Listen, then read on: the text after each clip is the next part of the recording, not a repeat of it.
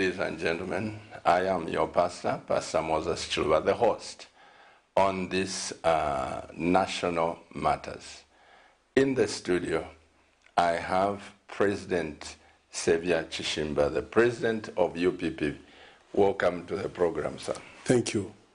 Good evening, viewers. How is the family? Very well, Bezrat Hashem, as we say in Hebrew, meaning with the help of God. Thank you, yes. President, before we go further in our discussion tonight, we're dealing with governance, corruption, justice, and the economy of Zambia. We can't talk about Tanzania. We can't talk about... you dress like a Jewish person. Yes, because I'm a Jew. Yes, I'm a Jew. And in fact, I think I was in New York when I read in the news back home that Xavier Chishimba has converted to Judaism. That was in September, I think, October. That was misleading. I've always been a Jew. When I was full-time in the seminary, in fact, I started learning the moment I resigned as MP. You know, I could be in Israel for 2 years and out, because it's a long process, I mean, to learn. You need to learn the Hebrew language in which the Bible or the Torah was given. So it's not very simple at all. Because unlike what we see like with other faiths, if someone says, I want to be a Muslim or a Christian, and I mean, it's a matter of just confessing, someone says, oh, I've become a Christian. But then with the Jewish faith, or shall I say heritage, it's very complicated. Because it's like a culture, it's a Bible culture. So there's a lot that goes on. It's like a Tonga says, I want to become a Lozi. It doesn't make sense at all. And eventually, when you become a Jew, they say it means that you didn't know you are always a Jew. You can't be a Jew if you are not Jewish. It's very complicated. And in fact, especially when I'm talking about some of our tribes, especially in Africa, there are some who could actually be among the lost tribes of Israel. Yes. So it was not last year as they put it in the media. That was misleading. Sure. I want to ask President, that point is taken because it is easy for some people to accept a Banda becoming a Muslim than it is for a Chilufya or Mulenga or Piri becoming a Jew. Yes, or a Bemba. Or a Bemba to become a Jew. Yes. This is just religion. Yes. And we are very grateful. And you know part of Hebrew, right? Of course I do, yes. You speak it? Yeah, because prayer is Hebrew. Yeah, you can't pray in English, it's in Hebrew. Yeah, so, and the first thing that happens is that you must be in a Hebrew Upan to learn Hebrew. Yeah, even in the Shiva itself, the Jewish seminary, you need to learn, because the language of the Bible is Hebrew. That's the starting point. Yeah, tefillah, as we said it, which means Hebrew, which is prayer or davening, as Americans would say, is in Hebrew. So that is a must. It is no wonder I'm saying that it's very difficult to classify actually a Jewish heritage as a religion. It's not a religion. It's a whole kind of culture. How you wake up, there is a law. How you use the bathroom, there is a law. Everything that you do, there is a law. How you handle what I would call family purity, there is a law. There is nothing that has no law. Yeah, it's a nation heritage of what we call meaning the laws. I mean, the Jewish laws that govern, what you eat, the relations at home, the relations between a man and God, the relations between a man and the wife, the children, the community, the animals, and the environment at large. So it's a whole lot of plethora of ordinances. That's why it's not easy, because you need to understand the Jewish code and what it means. And probably when we start talking about governance, I think that there are some things that we can learn from there, especially that Zambia is a Christian nation, and you know that Christianity can't explain itself without the Jewish establishment, because Jesus was a Jew. In fact, Yes. My next question, moving away from Judaism, Christianity, and all this, my next question is on governance. Yes. How is Zambia being governed, or how has Zambia been governed? Zambia is among the countries that I can say have been mismanaged or misgovernance, if I may use that word. The reason is that this country, Pastor, has not attained what we call autochthony. In other words, we have not had an opportunity to have a say on how we want the country to be governed. Zambia is unfortunately the only country in this region that does not have a constitution. South Africa. Last time you explained on that, and yes. there were some questions on the minds of people. You touched on that. I would like you to reverse your teaching or your argument, because the president is shown holding the Bible that I will protect the constitution of Zambia, and you say Zambia has no constitution. Could it be that members of parliament have been not illiterate, they've not been educated or schooled in the matters of the constitution? Pastor, thank you so much. You see, before the coming of the BSA company under Cecil Rhodes, Zambia was a collection of about 72 to 73 nations. There was the Bemba Nation, the Ngoni Nation, the Barotse Land, the Tonga Nation, around our tribes. The first to come and settle in what we call Zambia today were the Tonga-speaking people. That was actually in the 4th century, then the 12th century. That's when many tribes came to come and settle in this nation we call Zambia today. When the BSA company came, it was given a royal charter. We need to understand this. By the British.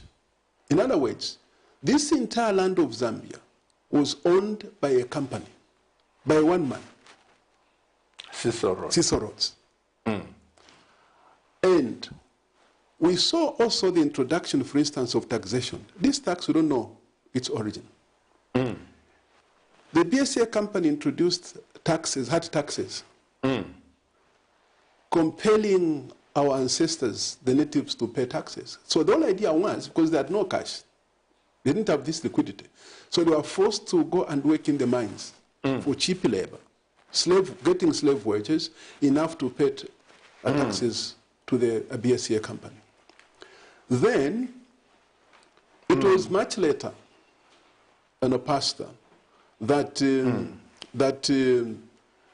after being given the royal charter, that the Crown took over the management of this territory called Zambia today in 1924. That's when the British took over, and Zambia became a British protectorate. Now, what I want to say is that 1924. What I want to say is that prior to that, there were two regions, northeastern and northwestern Rhodesia, which in 1911 were committed to be called Northern Rhodesia. And then the Crown took over eventually. Now, what I want to say is that what it meant is that with that royal charter, which the BSA company had, the entire country was allotted to one man. It was allotted to a company. And you also see a similarity in the history of America. America was once owned by a company. These are people who came to advance commercial interests. Businessmen are there. Primarily, when I'm talking about businessmen, I'm talking about businessmen especially coming from foreign countries. They come for what you have, the resources that you have, using the people to make profits. They must add value to their shareholders. And that's what the BSA company was doing at all costs. So eventually when the Crown took over, Zambia had primarily what was called, what were called ordinances. The order in council, that is the executive council, order in council, which today we call cabinet. The legislative council, order in council, which today we call parliament, or the legislature. These were orders in council. The king or queen of England was making orders in council. The way the Chitimukulu, His Royal Majesty, would sit with the councillors and issue ordinances, issue laws in accordance with Bemba regulations, or in accordance with the Ngoni regulations, or in accordance with the laws regulations, in accordance with the Tonga regulations. So those were called orders in council. We are like an appendage of the British Empire. In other words, we didn't have our sovereignty. Then, it was after many years of the struggle, starting with the first formation of the Mwenzo African Warfare Association by Mr. Donald Asuale, in Akonde, in Amwanga, is the one who formed the first African Warfare Association. In other words, he was saying, certainly, that we want to create an association which will make it easy for you to collect taxes. Little did the colonialists know that the struggle for independence had started from Mr. Donald Swad. Because eventually every district formed African Warfare Associations. That's how alert. That is the kind of alacrity that our founding fathers and mothers had. They united across tribe, across the different, regional settlements that we have as a people. So they united. They worked together as one. Eventually they formed what was called the Federation of African Warfare Associations, which eventually became ANC, headed by Mr. Harry Mwankankumbula, the first political movement. It started from Nakonde, a little district in Namwangaland. So from this, Pastor, I want to pause and say, there is nothing like a bigger tribe or a smaller tribe in Zambia. We are all equal. There is nothing like racial discrimination or racial differences. We are one, irrespective of color, tribe, or the language that we speak, or the culture that we belong to. That is the value that all of us must be bound by. Pastor, from that, I'm still trying to explain on the constitutional order. So, in other words, from these ordinances, these are what are formed, like what I would call the ordinances or the laws of Zambia. In the 1950s, the Crown appointed the Benson Constitutional Review Commission. Now, when you look at that Benson Constitutional Review Commission, it was given terms of reference using the Inquiries Act. Now, what is the Inquiries Act, Pastor?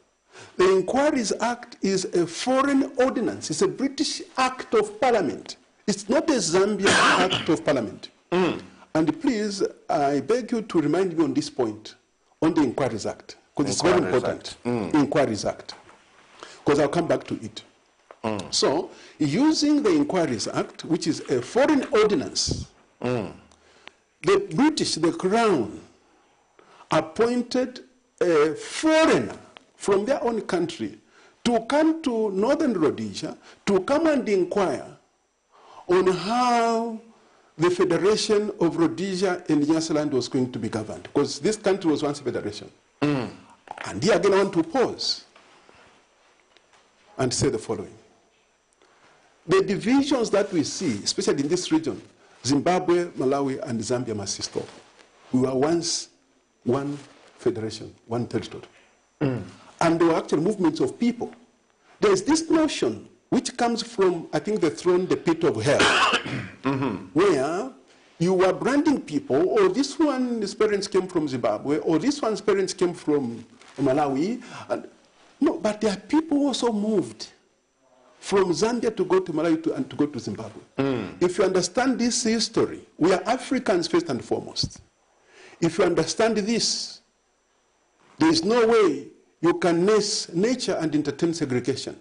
Whereas once a Southern Rhodesian or from Nyasaland, you are still part of this territory which was one. In fact, what you are saying, President, my mother, when she heard one day she's going to be with the Lord, when my mother heard one day that I'm going to Zimbabwe, she said to me, will you please look for my brother? I said, which brother, ma'am? She says, my brother went to Rhodesia in 1936. He married there, he's got children. So she thought like it's a village where I can just go and say, where are the Chulus? I'm from Correct, Zambia. yes. But like you are saying, yes. a lot of our people went and lived there. They are Zimbabweans, they are what? 1936, a lot of them went there. So we are one. So let us stop all these issues of this segregation, by the way, especially when it comes to Zimbabwe, Malawi, and Zambia. We are once one. So that Benson Commission was primarily aimed at entrenching the federation. This is what brought the difference between Kapwepwe, who was foresighted, and Mr. Nkumbula. When I'm talking about a difference, I'm not talking about a difference in terms of hatred. It was a difference on policy. Mr. Nkumbula said, under ANC, who was the ANC leader, Kapwepwe was treasurer, Kaunda was secretary general of the ANC, the African National Congress, that we need to give the British time. Let's give them time. Let's see where this commission is going. Kapwepwe said, no. This is meant to entrench the Federation of Rhodesia and Nyasaland. And as long as you're part of the Federation, I don't see independence coming from my people. He said, old man, I resign. He resigned from ANC. We need to fight. And that's what saw the launching of Chachacha, yes. 3 weeks later, Mr. Simon Mwansaka Pwepwe, together with other 66 young people, met at what we call the Rock of Authority in Cabo. It was a bush. And they came up with another political movement. Mr. Kapwepwe said we need to maintain the ANC African National Congress component because all struggles for independence across Africa were called African National Congress. That was the name. So now to make ours different from Mr. Nkumbula's ANC, we'll call it Zambia. Mr. Kapwepwe gave this country the name Zambia. We'll call it Zambia after the Zambezi. It will be Zambia African National Congress, ZANC, and it was launched. And Chachacha was launched. Fire for fire. The struggle now was taken to a level where the young people of this country had to fight with what they had, and that is themselves. Because the most important instrument of warfare is a human being himself. That's the most dangerous weapon. It's not the machine gun, it's not the atomic bomb, but the human being. They fought with what they had. And for sure, Mr. Kapwepwe's foresightedness paid. Eventually, even ANC realized that, no, this is not the way to go. Because what they did was, through that commission, after gathering the views of the people, the natives, a white paper is issued, meaning cabinet in England must decide on what to do. They remove what is pleasing to them. They maintain what is pleasing to them and remove what is not appealing to them. That's what happened. So they came up with some kind of reforms. And once after elections in 1962, they tried to amend what we are calling a constitution, which was not a constitution at all. All these things were originating from the ordinances. And I'll come to the matter of ordinances, by the way, or laws, to show you that this country has no constitution. And all these, by the way, are decisions that were being made by the Crown, by the British government, and not the people of Zambia. Of course, the Barroso was also involved in that. Of course, correct. Because that's where yes. The British came from also. Correct, yes. The special status of the Barroso land. Yeah, that's made for another time, because it's a lengthy subject indeed. So, eventually, elections were held under what was called the 1962 Constitution, which was not a constitution at all, and I'm going to explain that. They were calling the Constitution for convenience purposes. It doesn't mean that it was a constitution at all. Not at all. Because if you look at the laws that were being imposed on our people, for instance, the voting system, where 3 votes, 3 African votes, when 3 Africans voted, it made 1 vote.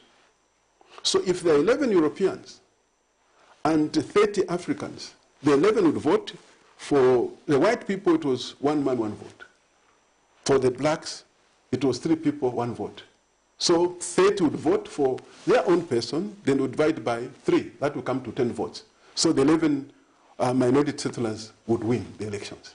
That was not, that kind of law was not bathed by our people. It was a foreign law. It was an English law imposed on our people. So, back to the 1962, there's so much to say. Elections were held. And by the way, after Zank, later on it was banned by the British government because of the revolution that was birthed across the country. They banned it, they outlawed it. But eventually, again, the nationalists united for the sake of this country. So they formed, in fact, it actually like evolved into what I would call UNIP, United National Independence Party, UNIP, with Kaunda as a leader, and then Samuel Mansi treasurer among other nationalists. So elections were held. And President Kaunda became Prime Minister of Zambia, of Northern Rhodesia in 1962, 2 years before independence. Many don't know this history. But even though he was Prime Minister, we were still subject to control by the British because we didn't gain our independence as a country. So now what happened was that towards the 1964 independence, after Chacha paid, they had to give in. That it's time to declare Northern Rhodesia independent. Ahead of Zimbabwe. Kapwepo was right. Look at the time that Zimbabwe gained independence. After Smith declared the actual declaration for independence of Southern Rhodesia, Zimbabwe. So because Zambia broke away, our independence came earlier. And all this today can be attributed to the visionary Simon Mwansa, one of the unsung heroes in this country, who foresaw these times that we are in today. I'm talking about Simon Mwansa because he was a prophet to this country.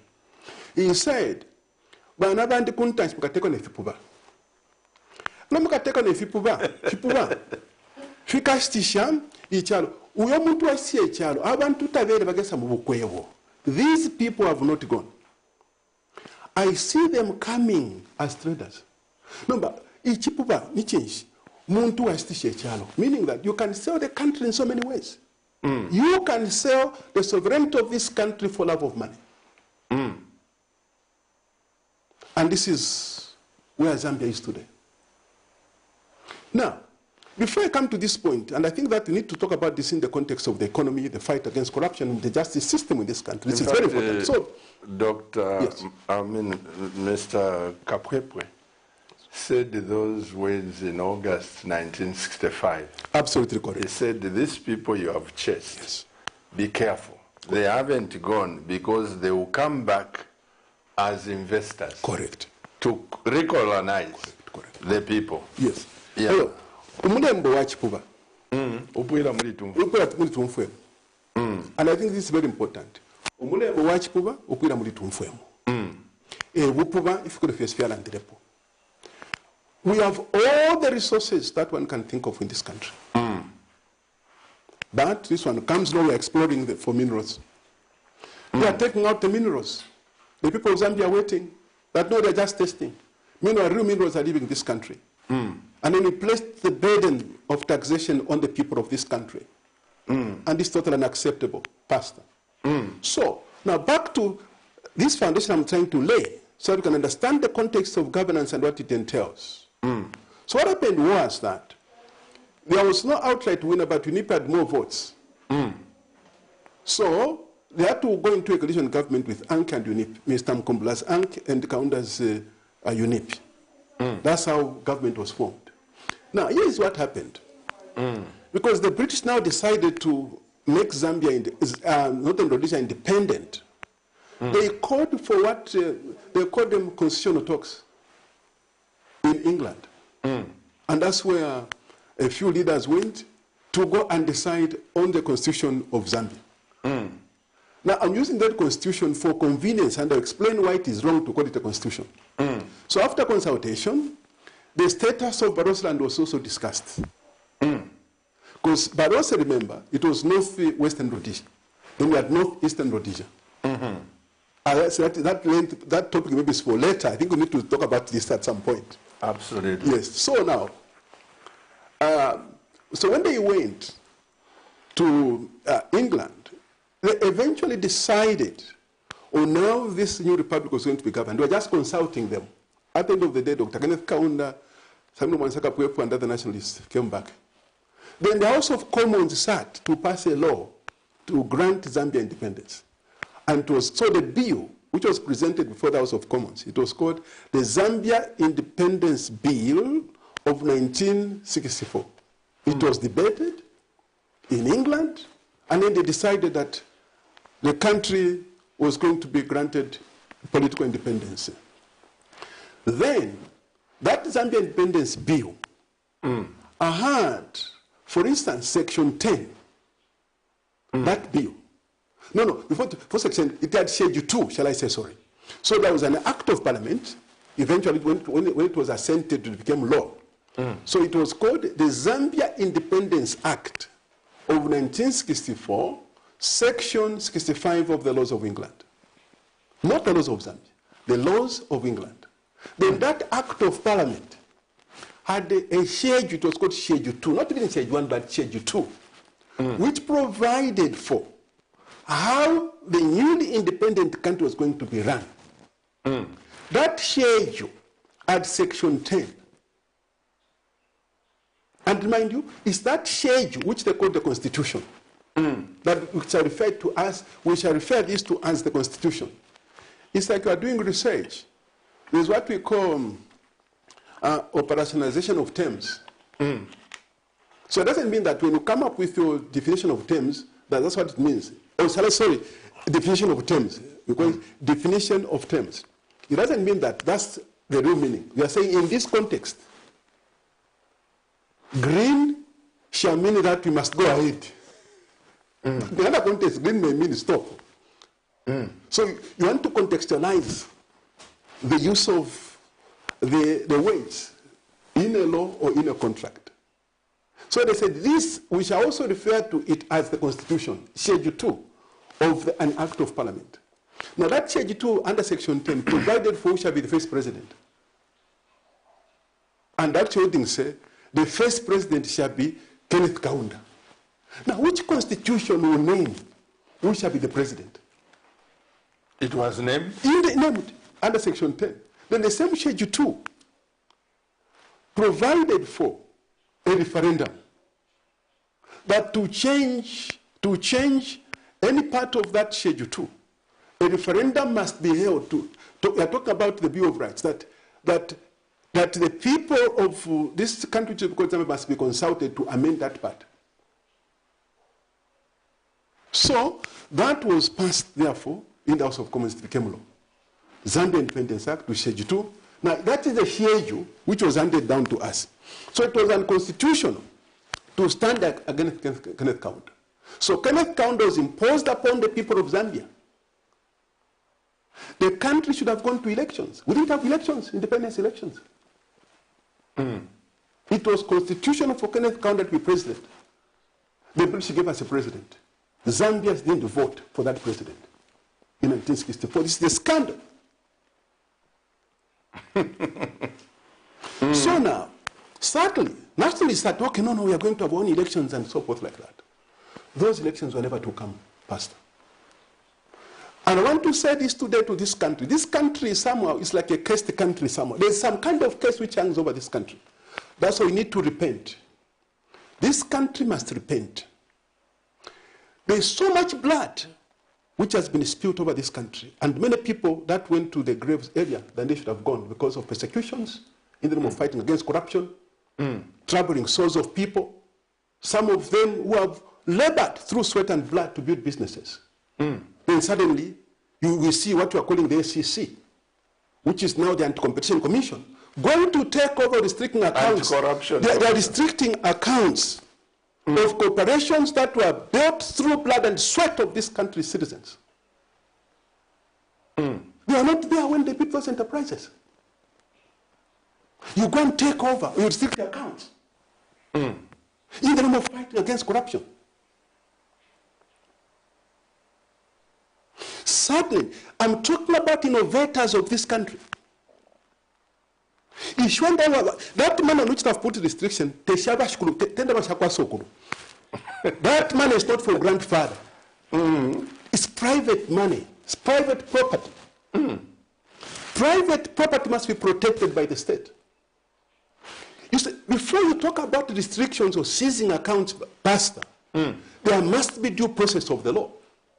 Arbitrariness belongs to the colonial days. No independent republic must entertain arbitrariness. Now, I'll come to that. I'm just trying to give you like some kind of preambular, submission on this topic. I'm going back to the Constitution. So in 1968, Dr. Kenneth Kaunda. Oh, by the way, when I was talking about a clause in that Schedule 2 of the Zambia Independence Act, it provided for not amending any part of that schedule, that nothing should be amended unless a referendum is held to consult the people. So Dr. Kenneth Kaunda in 1968, I'm saying Dr. Kenneth Kaunda because whoever is president of Zambia becomes the owner of the land of Zambia by design.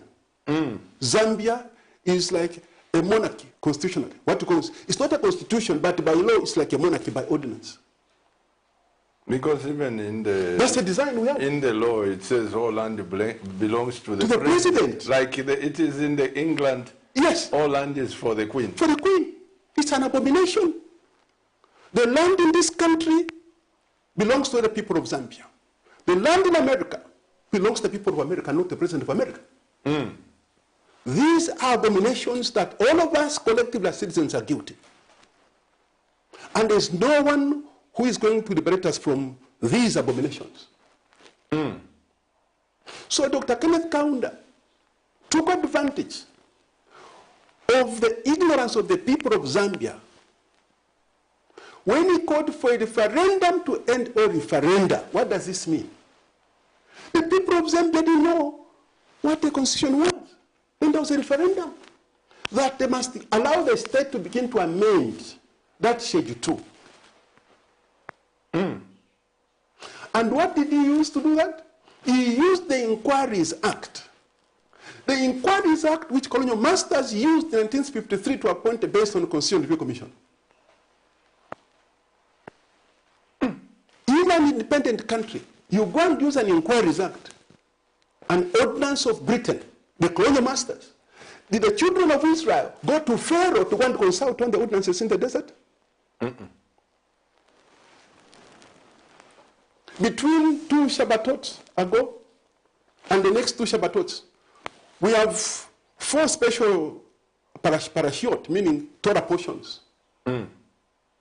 There's a Torah portion called the Yitro, maybe I'll talk about that, and a Torah portion called the Mishpatim, meaning ordinances. After the giving of the Torah on Mount Sinai, Har Sinai in Hebrew, Matani Torah in Hebrew, the children of Israel were given ordinances, Mishpatim in Hebrew, ordinances, dealing with ending a system of slavery. The Pharaoh system was a system of taking over the land. The Pharaoh system is of slavery, of waiting for a Pharaoh, of waiting for whoever is leader. You decide who to persecute. Somebody speaks over the values of this country. Next morning, go and pick Chimba, find something on the Chimba. Find something on the Chimba. It's a mistake we are not as a country. This country does not belong to anyone's father, because in fact, when I'm saying someone's father, that's even a little bit better. Now, because umuntu when I think it's sokulu kava kutumpa, kaya bashikulu. Muna kutumpa. Yeah. So, back to the issues of the law.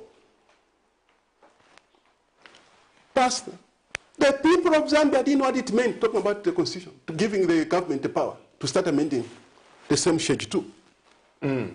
So all the provinces voted yes to give Dr. Kenneth Kaunda, the king of Zambia, the powers to do what he wanted. Western province, Baroseland, was the only province where people voted no. Sure. Why? Do you know the reason? At independence, Western province or lodges were the most educated in this country. Because of the special status of Baroseland, So Losses, our brothers and sisters from the Lows land, from the Barotse land, went to England. They were degree holders. As a matter of fact, Mr. Sipalo decided, even arranged a scholarship for Kapwepwe, because they understood the importance of education. Mr. Kapwepwe went to India on a scholarship. There was nothing like try. The Lows organized Mr. Kapwepwe's scholarship. So if you're talking about if you see the Losses see the royalty, in them. They understood, they were informed. That's why they voted no. That no, you can't give one person the power to begin to mutilate this Schedule 2, because in order to mutilate or to amend this Schedule 2, we need to consult the people. In other words, there was need for the country to hold an assembly, or constituent assembly, to decide on the basic charter of the land. So the moment Dr. Kenneth Kaunda was given the powers now to remove that clause, that was the beginning of problems. In 1972, UNIP knew that was going to lose because Mr. Nkumbula's and Kapwepwe's UPP, they became too strong. What did UNIP do? One man woke up in the morning, President Kaunda appointed the Chona Commission of Inquiry. He used the Inquiries Act, the same one used 1968, foreign law, to inquire on how to run a one-party state, not on whether or not Zambians want a one-party state, but on how to run a one-party state. That was the question. And Mainza Chona went around the country, the Constitution to consult the people on how to run a one-party state. In 1973, all political parties were outlawed. UNIP became the only political party in this country. In 1990, when there was pressure eventually on the government to return to multipartism, the Vunga Commission was appointed. Again, the terms of reference, the key terms of reference included on how to run a multi-party state. 1994, 1995, President Chiluba appointed the Manakato Commission. Again, terms of reference were decided by cabinet. Then we had President Mwanawasa, the Mungomba Commission. Again, he used the Inquiries Act. Kaunda used the Inquiries Act. Chiluba used the Inquiries Act. Mwanawasa used, a lawyer for that matter, used the Inquiries Act. A foreign law to decide on how to make the laws in a sovereign state called Zambia. What kind of insult is this? And today, there is no way, as president of Zambia, I can proudly say this country is independent by basing what I'm doing on foreign laws. So in other words, what I'm saying is that this country has no constitution. And the question I'm putting before the citizens of this country is, what comes first? Is it an act of parliament or the constitution? It's the constitution. The constitution is the basic charter of the land. It's the mother of all laws. So if the constitution is the basic charter of the land, why is it that what we are calling a constitution now is called the Constitution of Zambia Amendment Act number 2 of 2016? Do you see the insult there? To me, it's insulting to the intelligence, the wisdom of this country. Constitution of Zambia Amendment Act of 2016. It's an amendment act. They are amending the act of 1996, of which I've maintained part 3, which was imposed on us. Then, this amendment is also an amendment. The 1996 is amending the 1990 amendment, when the Muga was appointed. So this also is an amendment act. The 1990 is an amendment act of 1973 Constitution, 72-73 Constitution, 72-73, which is an amendment of Schedule 2, which is an appendage to an act of parliament in England. Where is the independence? That's not the Constitution. So when the president is being sworn in, again I go back. Yes. Doesn't the Chief Justice or the judiciary or the so-called lawyers in this country, together with the members of parliaments, they don't have those facts to say Zambia doesn't have the constitution? Pastor, they have those facts. I'm telling you it's illegal. Even, in fact, I think that we need to challenge this. Anyone who has ever been sworn in as president of Zambia saying, I shall uphold the constitution, that oath is illegal. It's unconstitutional. Because we have no constitution at all. You have been sworn in as president of a sovereign state called Zambia on the law which was passed in 1964, called the Zambia Independence Act of 1964 with Schedule 2, which we have been amending. Now, I'm going to give an example. How did the biggest democracy in the world, India, do it? India was once governed by the British. The moment the same arrangements were made for them, they called for a constituent assembly, which had no reference to the British system. They called all the key people of India, they met and they decided on the basic charter of the land. The people of America, after gaining independence from the British, they met in Philadelphia from 1787 to 1789. They came up with the Constitution of America. There is no reference to any British laws. The Constitution of America is not called Constitution of America Act number. There is nothing like that. So what happens is this. In exercising what we call sovereignty, which we are yet to exercise as a people, we need to meet. You get women, young people, village heads, the chiefs, so there are in the states, professional bodies, limited councils, because when I talk about the Constitution, it's not necessarily a legal document. It's a vision of the country, it's a charter of the land. When I'm talking about a charter is a reflection of the mind of the founders of any country. Like in South Africa, it's called the Freedom Charter. That's what informed the South African Constitution. They didn't make reference to the apartheid system. They had to put a total break to that. They met and decided on the basic law of the land. And therefrom, acts of parliament have been developed, have been enacted. So it's insulting, Pastor, to be calling an act of parliament which is foreign a constitution. It's not a constitution, it's a schedule. What you have said, President, it reminds me of the late Mr. Paul Lusaka, who was part of the team of formulating the constitution of South Africa. And yet when Mr. Paul Lusaka died, Zambia did not even celebrate that hero. He went to the grave, plain coffin provided for by the government of South Africa. And Zambia is one country where we do not sing songs for our heroes.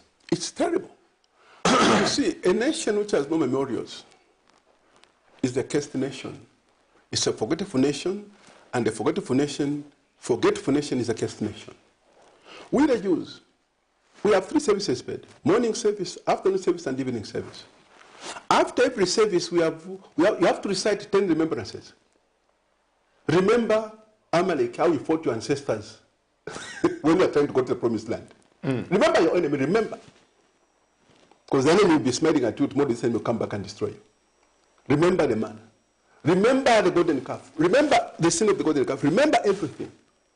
So this idea of not remembering people who have made immense contributions is a curse upon this country.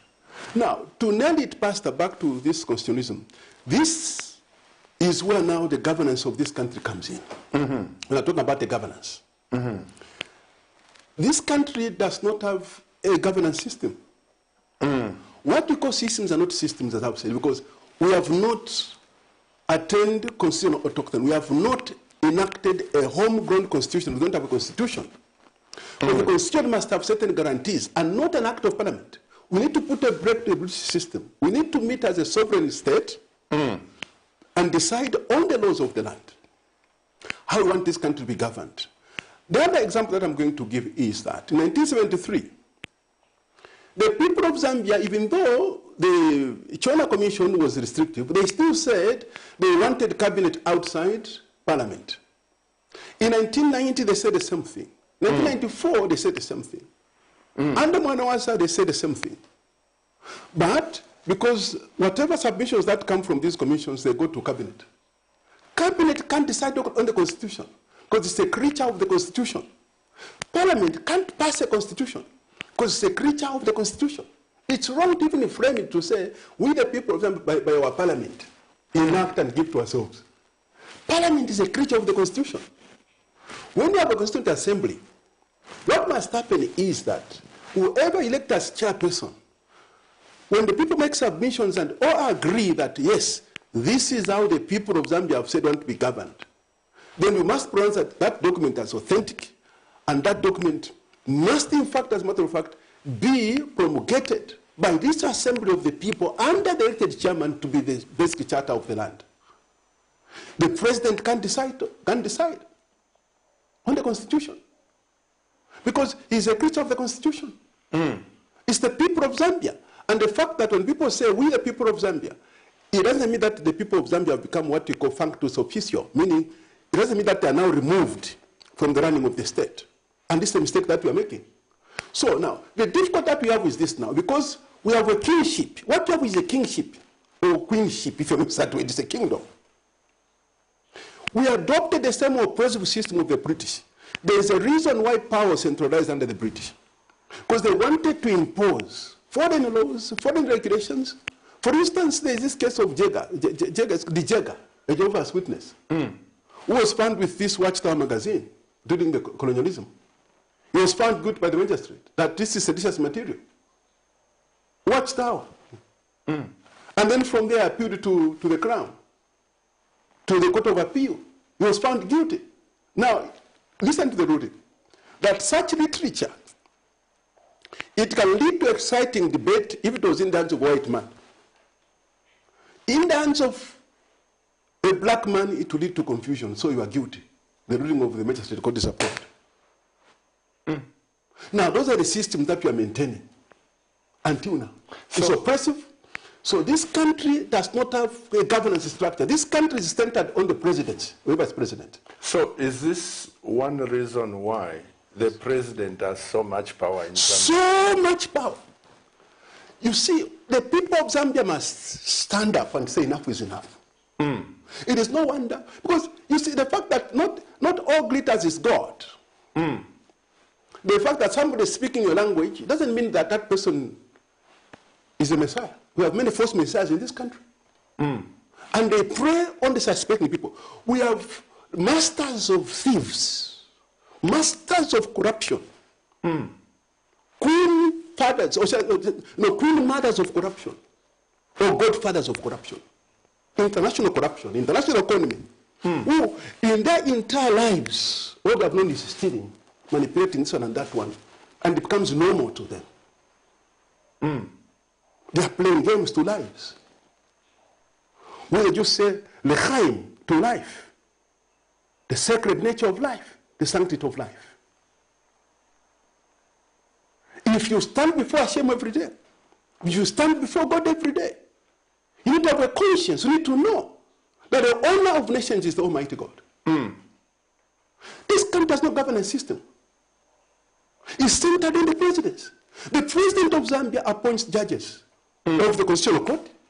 The president of Zambia appoints judges of the High Court. The president of Zambia appoints judges, even going to the Industrial Court. All judges are appointed by the president of Zambia.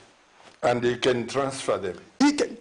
You see, then beyond that, I'm talking about the judiciary, not the justice system. The president of Zambia appoints commissioners of the Anti-Corruption Commission, which we call the board. The president of Zambia goes there to appoint a director of the Anti-Corruption Commission. So what is the role of the board? This country needs a forensic audit. We need to know, if you appointed a board as president, it's abuse of office of authority. If you appointed a board and there are no minutes whatsoever that board advertised the position, the interviewed must be DG of the ACC, and that person was appointed on merit. So are you saying, Mr. President, that if as president you appoint the Anti-Corruption Commissioner Director General, can you instruct him who to prosecute, who not to? You can instruct. Remember, ACC is under the purview of State House. It was moved to State House. DEC is under State House. This is the mistake that the PF government made. When they moved RDA to place it under the purview of State House. UPP became the first, not the UPND. UPP became the first political movement in this country to condemn that action. We said this will breed corruption. Under Mr. Sata. Yes, and the rest is just under Mr. Sata. The rest is history. I was searched, state agents came, searched, because I was talking about deals now that were happening. They came and searched, they took away laptops and all documents. On that, in fact, they collected the evidence on their own corruption. They took it away. But it was stayed in the cloud. They were just wasting their time for what they did. They just wasted their time. So now back to the point I'm trying to drive on the governance structure of this country, where you can tell that there's nothing to talk about. There's no governance. If you're talking about governance, you are just showing how empty you are. There's no governance in this country to talk about. This country is a constitutional monarchy. It's a constitutional monarchy. That's what they've adopted. When I'm saying constitutional monarchy, I'm just using that term. We have no constitution. So it's a monarchy created by Schedule 2 of the British Act of Parliament of 1964, Section 65 of the Laws of England. So, Pastor, the president appoints ministers who are members of the executive. Mind you, are saying the judiciary is the president appointed.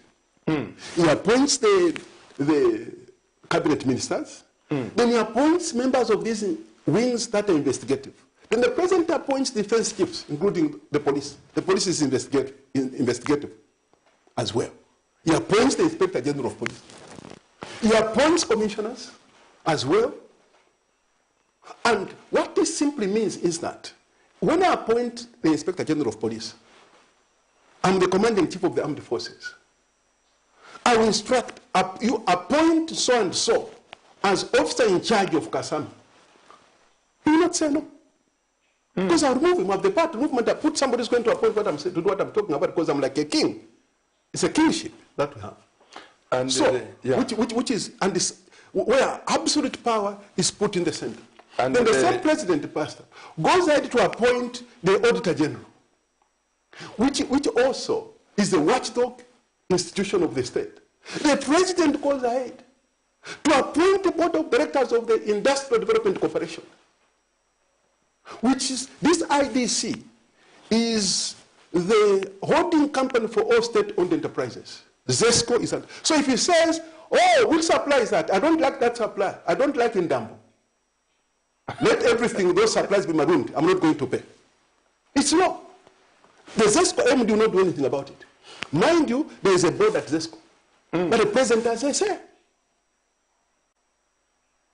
And what happens where everywhere in this country, everything is in the center. That system YH is under IDC. Now, if you have a president whose interests are in international bodies, international economic, economic, or shall I say, international economy, international economic hitmen. In the event that Zambia had such a leader, I'm not saying we have such a leader. In the unlikely event, it's only God who knows, that this country had such a leader, the difficulty that we would have is this, Pastor. The interests that this president, that such a president would serve, would be international interests. That effectively puts the country under capture. And not the people of Zambia. Not the people of Zambia. The interest becomes the paymaster. It's time to pay back. And the difficulty that we have again, like what this culture we are seeing, if there is any businessman who built his empire through his blood and sweat over the years, well before PF, from UNIP, somebody built his business, with a traceable record of creating wealth. If this person had a greeting with Lungu, which is a president, to Pierre Banda, may so rest in peace. If this person greeted Chiluba, may so rest in peace, he becomes your enemy. Now, what we need to know is this. Even for those of the businessmen who know the current leadership, the difficulty is that nothing is permanent under the sun. Everything else is ephemeral. It's temporary. It's temporal.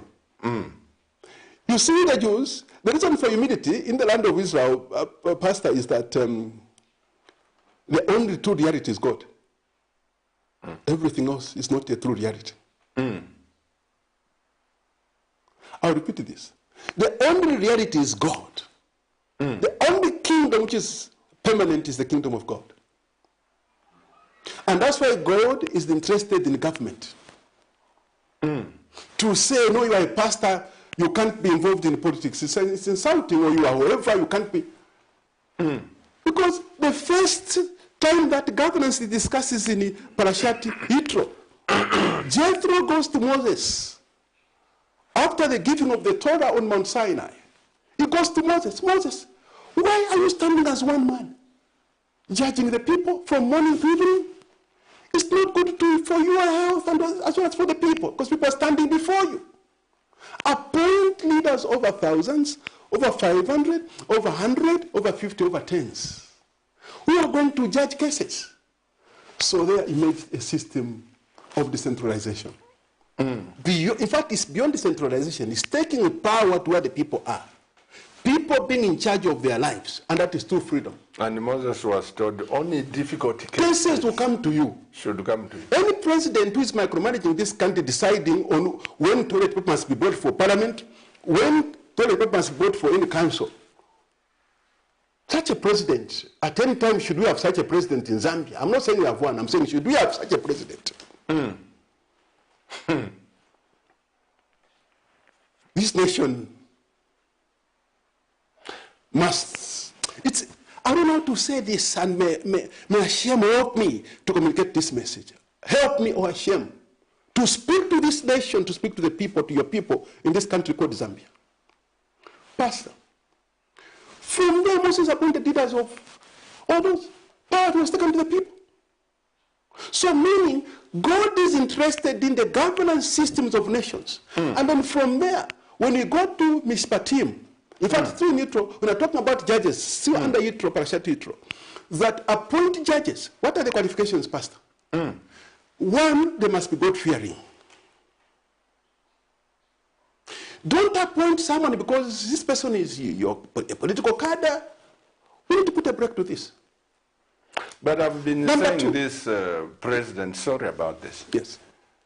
You have followed me from the days of Dr. Kaunda. Yes. I'm a firm believer, and I've said, don't appoint a councillor, a member of parliament, a president, whose spiritual leader you cannot trace. Correct. I've been saying this. Yes. You are president of UPP. Yes. You respect me. Correct. I respect you. I've never insulted you. Correct. You have never insulted me. But when you go wrong, President Simba, I am in the right frame of mind to tell you that here you are wrong. Correct. But when you intimidate me with psychedelic lights or those sirens and paramilitaries, yes, I start praying from a servant's quarter. Is that the will of God? It's not the will of God, certainly. And Pastor, by the way, just that point that you have raised. For instance, look at Jewish life. Just like Christian life, with Christianity, you know, you have... if someone is Catholic, there's a parish priest, I mean, there's the archbishop at the end of the day. There are all these structures, from the parish to the deanery up to the archbishop level they are about. There's integrity in terms of how these structures are actually made. And in terms of leadership, you can trace that this one is reporting this one, that one. And accountability. And accountability. Because even the chief, the archbishop, is accountable to Rome. Yes. There's some kind of authority. Is accountable. And there's a council. Everyone. And that council is not just the Pope, no. Because when they meet us, it's called what is it called? It's not the synod. Oh my God. The diocese. No. There are these meetings that they have, like global. What do they call these councils? They meet. It's not just about the Pope. All will meet there. Now here, because when government runs out of ideas, when you have a constitutional monarchy as ours, or monarchy by law, by British, by foreign law, they will decide. If one archbishop, look at this case of Archbishop Walikibanda. Archbishop Walikibanda is the only archbishop, I think about two archbishops or bishops of this country, one bishop, I think one archbishop, who went to visit President Hakainde Hichilema in prison. About 2 times. Brokering peace between the former government, the former president, and the European leader. Now today, because the archbishop stands on the truth, he's saying something to the country, what happens? No, let's come up with a system. Now we have a system. Somebody will direct from the government. Do something because they have the power. They're abusing the power. Do something. Scandalize the bishop. Say that he did this. Or research bishop. Leave the church alone. If you want to attract, and what I'm saying, anyway, I'm with you. I'm starting to take, we are not allowed to take oaths, but I can guarantee that the moment to begin to touch anointed people, the church, you attract the wrath of God beyond measure. I'm telling you the truth. You see, I don't know how best I can say this. No, let me help Pastor, you to say it. Yes. Because Abraham was told. Yes. All this you are talking about, even the Torah and everything, goes back to Father Abraham. Correct. God said, Abraham, I will bless you. Correct. Whoever blesses you, I will bless. Yes. Whoever curses you, I will curse. Correct. So once you touch the grouping of God's people, Yes. You are inviting some invitation. Let us not extend the politics to the church. We are advised by then in opposition, President Manasseh of blessed memory. The moment he became president, the first thing he did was to attack the church. It was in the very first speech at State House before appointing cabinet that this issue of a catch of envelopes, pastors' envelopes, has come to an end. And I'm going to remove this declaration in the Constitution. Then the church united, remember what happened. Pastor, I don't want to go into too many details. But let's go in the interest Touch of time. not the anointed of the Lord. Yes. We haven't even, remember We what haven't started, yes. We haven't even started and time is going. You have spent on governance. Yes. I wish we could have it next time again. Let's talk about corruption. The song of corruption has been from Dr. Kaunda when he said there has to be code of conduct for leaders. Yes. And most of the people in UNIP, I must say, they retired broke. Correct. There was abnormal size of land. When I look at people who saved our fathers in UNIP, you feel sorry for them. But today, not just UPND, from MMD, from PF, MMD, PF, and now UPND. I want to ask, Pastor, how are we going? This President HH is on record that he will fight corruption. President Mwanawasa said he is going to sweep corruption. You remember when he held the broom? Yes. President Sata said he will deal with corruption. Yes. President Chiluba said, why is corruption perpetual in this country? Yes. You see, again, it will go back to the structure of the system that we have. That what we have is the presidency deciding everything. You see, in a country where you have a constitution, which also deals with the structure of government, where power is not put in one person or in one institution of the state, it's spread across institutions.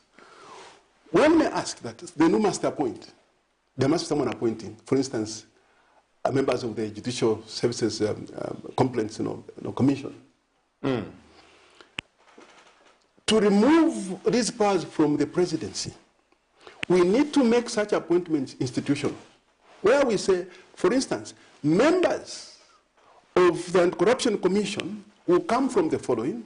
One, a mother body of women's organizations, a mother body of youth organizations, mother bodies, 3 mother bodies or 4 mother bodies, and mother bodies of churches, different church groupings. Then you appoint maybe a person there to go and sit on the commission.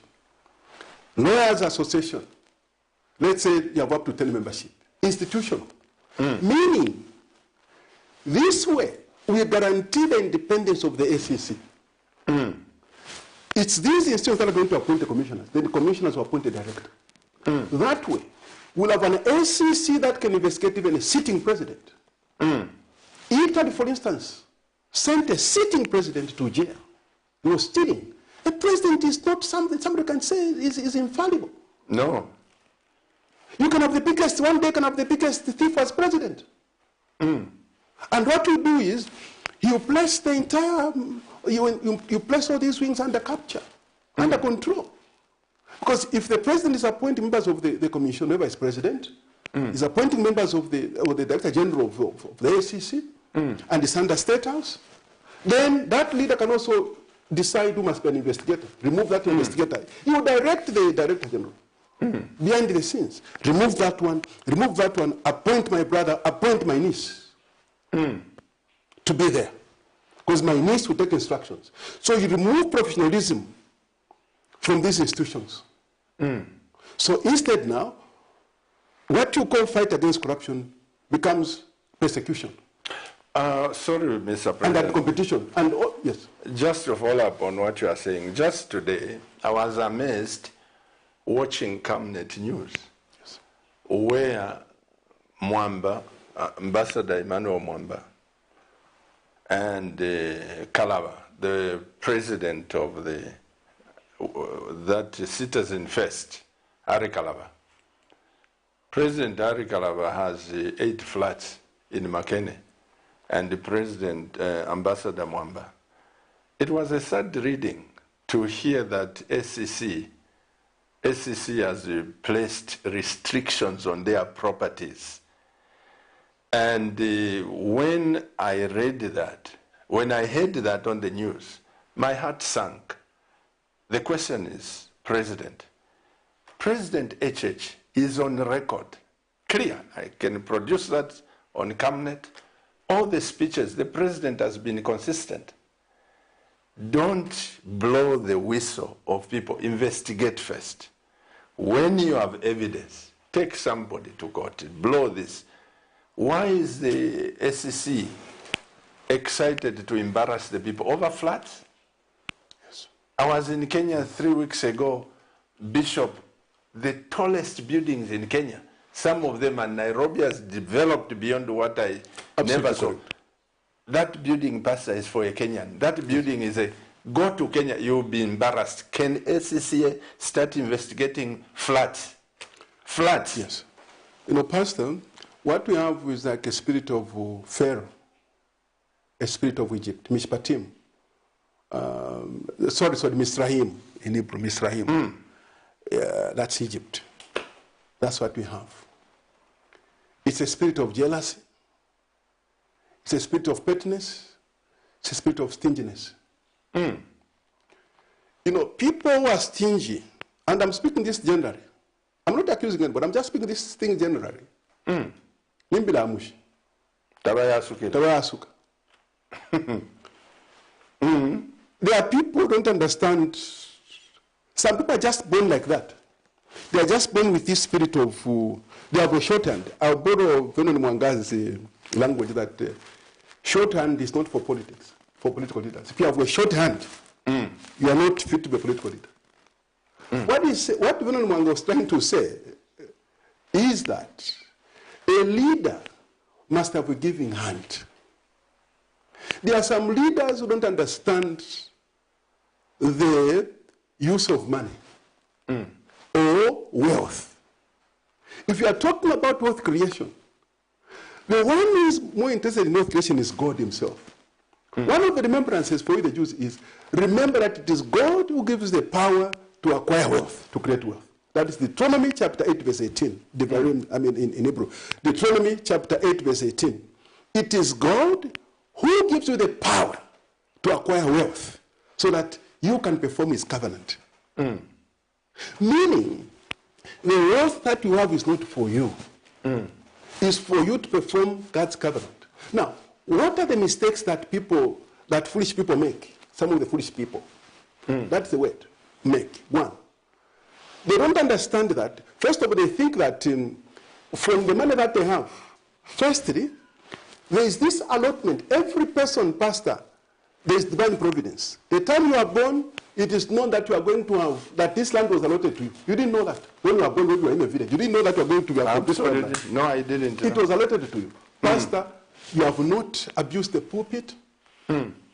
in order to get money at all costs to build these facilities that are here. I was amazed. I was in Jerusalem in the seminary. When one time I watched you live from Jerusalem. You are preaching. You are saying, who tells you? You are talking about blessing. It's your Father who must bless you. Absolutely. Get blessings from your parents. I said, wow, I've never heard such a preaching coming from a pastor. I was so moved by that. So now, if you use wrong means, you get to there because it was allotted to you. You'll have that wealth. You watched my preaching in Jerusalem. In Jerusalem. I said, wow. You are talking about honoring one's parents. From the authority, the Broid, I'm talking about the 10 utterances, the 10 sayings, the 10 commandments, as they are called, because commandments are in total 613. From those 10, the letters, Hebrew letters, they equal 613. So in total, you're talking about 613 commandments, actually. Those ones, yes. So when they are given, the one on honoring parents is on the side, on the commandments that talk about God. That's where 5 this side, 5 this side. The one for parents is on the side of God. And the only commandment with a condition, with a blessing, with a promise is on the parents. Honor your father and mother so that you can prosper and live long in the land that we are going to enter. That's the key to prosperity. Now, the point I'm driving is, Pastor, so in terms of wealth creation, it's God first. So you need to know that eventually you have that wealth. Now, others acquire this wealth using wrong means. And then they have trouble. Number 2, that I don't understand some people, the mistake that they make, is to think that what they have just belongs to themselves. They don't know that when God gives you wealth, there's an allotment that this allotment will come for your wife, for your children, your assistants, your workers, and others. So that portion must go to those people. It's not your portion. It's not your wealth. It's God's wealth. Then there's the third category. The third category is that money, there's money which is meant for no one. So you find that some people have a lot of money in there. Some of these, I'm talking about, some people understand the use of money. Those who are stingy, they'll keep it, they're accumulating, without knowing that they are keeping it for the future husband to their wives when they die. That they're keeping it for someone to come and inherit it. The second mistake that others make, Pastor, is thinking that, okay, this thing that I have this money, I'm going to give to the person God says I give. So you go to the poor, you give. You free the system with the country. People are building houses. You free the system and so forth. Because that allotment is given to them by God. But they'll build. Then the other, beyond that, the other mistake that others make again is that they want those people receive the allotment through them to be thankful to them as if they were gods. Without knowing that at the end of the day, the owner of everything is God. Now, I've said all these many detailed things. These are deep mystical things by the order that I'm trying to talk about. I'm trying to summarize. The point I'm driving to is this. When you have a person with the mindset, we have a leadership with the mindset of a Pharaoh, you don't want any person to own land. Remember, Pharaoh owned all the land in Egypt. He controlled virtually every life among the Egyptians. It was no wonder when the children of Israel were in the desert, the first thing that were given under Mishpatim ordinance, which is called the Jewish code or the code of the covenant, was to put a break to that system of Egypt. It was a totally new system. And true freedom, Pastor, only comes when the people begin to do to themselves or for themselves good, and not on the basis of what other nations do for them. You can't go to the IMF, you can't go to this, and then they tell you that one of the conditions is that we want you to be fighting corruption. And in the end, what do you do? Now you begin to target innocent citizens. President, yes, I have beef against you politicians. When I say politicians, I'm grouping you. Yes. Not you as an individual. I understand. And if you hear, you listen to my preaching, I started way back. You would testify this to President Shimba. When President Kaunda was in power, I spoke things against the president. At the time, when nobody could preach, 1989, my wife and I were the first people to be on TV, if you remember that. I am on the record to have blocked TV, radio station in all Zambia.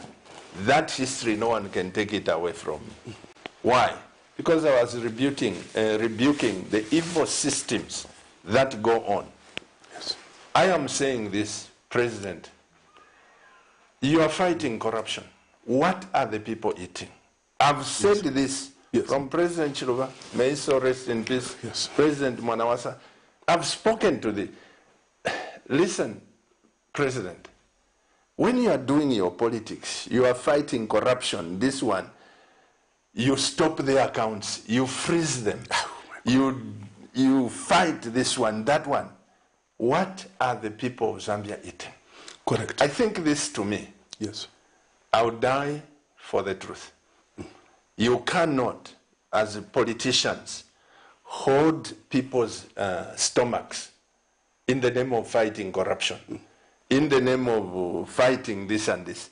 What are the people of Zambia eating? I've been fighting this from Dr. Kaunda to now. Yes. I've not moved, I've never changed. What is the problem?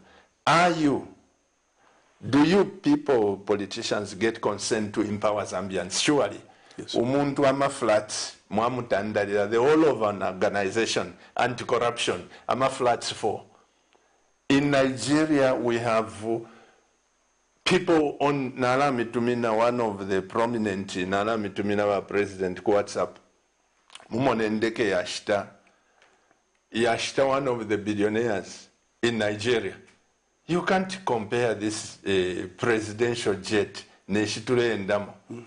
Mwamonen. Correct. Those are Nigerians. Kanshifwe, Kanyelele Nshika tuawilomwa over Zambia.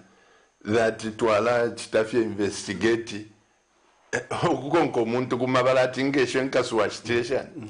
You see, Pastor, one of the things that we need to give credit to Frederick Chiluba for is that he freed the people of Zambia economically. By that I mean, of course, much as he didn't build the institutions of economic empowerment, but he allowed an entrepreneurial culture or a culture of entrepreneurship. That's one of the things that FDJ Chiluba must be remembered for in this country. It was a crime, for instance, under the Labour government to own an ordinary TV. Somebody had to explain how he bought that TV, black and white TV. But eventually, when the MMT government lost power under Chiluba, there were these reforms that took place. There are people, Pastor, who complained when the government banned the buses moving in the night, because some are civil servants who are getting salaries that are not enough to fend for their families. So in the night, let's feel like a day off. In the night, they will travel to go to Nakonde. They buy some goods there. They cross the border. Is it Tunduma there? And then, by the following, in fact, the same morning, the same day in the evening again, they come back. In the morning, they are in the offices. They have goods that they are selling, and they are making the money. So, by the end of a month, 2, 3, 4, 5 months, 1 year, they have enough money to go and build their house. It's therefore senseless and totally unacceptable. It's obnoxious to go to people on the basis of the property that they have. That you have to explain. Yes, somebody must explain. We have no quarrel with that. But then, surely, how can someone, for that matter, who has clearly served in some positions, even in the private sector, others have built their own businesses, not afford to have $10 million in the account? And you find that the chief prosecutors, when I'm saying chief prosecutors, I'm talking about these people who have taken over the reins of power and acting as kings and queens, because that's what we have with a monarch, as I've said. They have money in offshore accounts. And I think that one of the things that we're launching as UPP, we are going to launch a campaign. We want to collect at least 1 million signatures across the country. We are going to the villages, at least 1 million signatures. We need to petition the United Nations. We shall petition, in fact, we shall call on international organizations, watchdog organizations, to call for forensic audits of all the leaders, not just in this government. We'll start from MOD itself. Everything we need a comprehensive audit. Whoever has money in offshore accounts, we need to know how they make that money. They must explain to the people of Zambia. You see, one of the survival techniques, if someone is a thief, I was growing up in a village, that's a kabolala. That kabolala will say, no, to survive, we say kabolala, kabolala. In order to survive. Now, the biggest thief is saying kabolala, kabolala. So, the point I'm driving, and I think I have to emphasize this point, I think it's about time to call for action. And I want to appeal to the consciences of young people of this country. Dr. Kenneth Kaunda became Secretary General of ANCA at the age of 24 years. Kapoepo at the age of 26 was Treasurer of ANCA. These were young people. They had no time to be young. Today's young people cannot afford to be young. It's about time that rose the challenge. Enough is enough. You can't always be used by people who have stolen from this country. They use their own resources. And at the same time, they also go and get money from foreign entities whose interests they are serving at the expense of this country. It doesn't make sense. Now I'm trying to connect this issue on the fight against corruption pastor to the issue on the economy. How can the entire, for instance, look at Lumwana? You go to Lumwana among many other mining operations. You declare tax holidays for them. 10% of copper which is extracted is gold. It's not being accounted for. Look at recent scandals. The people are saying they're fighting corruption on Sujilite in Luapula. Millions of dollars from Sujilite. So and you can tell, saying there is no honor in stealing, there is no honor in stealing. There is no honor in stealing. There is no honor in stealing. There is no honor in stealing. Because the problem with Kabola is it's a syndrome. The moment they are stealing, because they have stolen all their lives. The moment they agree to steal, I'm planning on how to steal from you. You're also planning how to steal from me. What we are going to steal. There's no honor. Are you saying that there is corruption in this? There is no corruption. New Dawn government? This so-called New Dawn, it's not a New Dawn. It's the New Stealth government. New Stealth. You know, a stealth builds a system. These people are very systematic. We have moved from street thieves, because street thieves, when they have the money, it will show in the just doing the money like that. Now, smart thieves, smart, when I'm saying smart in inverted commas, they are very smart. They will study the system, then they'll do the corrupt system. They'll say, okay, if they have interest, they have friends outside who belong to economic institutions of economic hitmen. Oh, don't worry, we'll give tax holidays. Then money will move. It won't come, money won't circulate in the economy. It's moving from offshore account to offshore accounts, in their accounts. That's why we need to call for these foreign bodies. We need a campaign in Africa. Africa doesn't need aid. We don't need American money. We don't need money from any country. This is a sovereign country. We don't need money from any kind of, whether a communist bloc, whatever you call it, socialist blocs, whatever capitalist blocs, we don't need their money. We have enough resources in this country. If that Lumwana mine, for instance, which was founded by Zambians from the beginning, by the way, Lumwana mine, with some Australians. It was built, and I think it was sold for something like, I think initially, they got it for like $1.4 billion. They built it, sold it to this Barrick Gold, I think, for about $7 billion. And then now you have these foreigners owning this mining corporation, and then you give them tax holidays. Where is fair trade here under the World Trade Organization, WTO?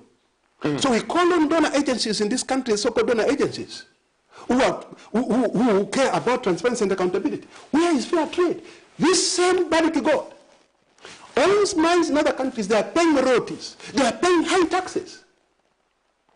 They come to Zambia, Zambians will not care. No, because they brought in capital. Which capital they brought? First of all, there is also the saga of all sagas, price transferring. These companies, the same directors of these companies that own these mines, they own mining companies outside in their own nations that supply equipment.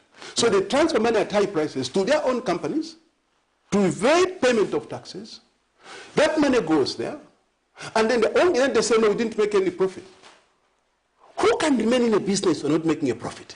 And still bringing in big vehicles. Yeah, so in the end, here is this wild pig. You know that mufungu, that tree that's about to fall. It's never falling. The people are waiting. It's not falling. So what we are saying, Pastor, is that this is wrong. They are not paying anything, and then the only money which comes is to sustain basic operations, including salaries. Then the state now goes to collect pay as you earn from the Zambian workers. Why should the people of Zambia pay as you earn?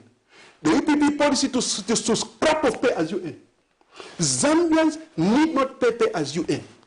The Zambian budget is about $6 to $7 billion per annum. The budget of Harvard University, with 22,000 students, is $8 billion. Here is a sovereign state. The budget is lower than that of Harvard University. Harvard does no gold. Harvard doesn't have copper. It has no mukula. It has no sugilite. Look at the budget I'm talking about. And then you go to tax the taxpayers. You tax the people of Zambia to sustain corruption and to sustain useless movements. Of leaders. That's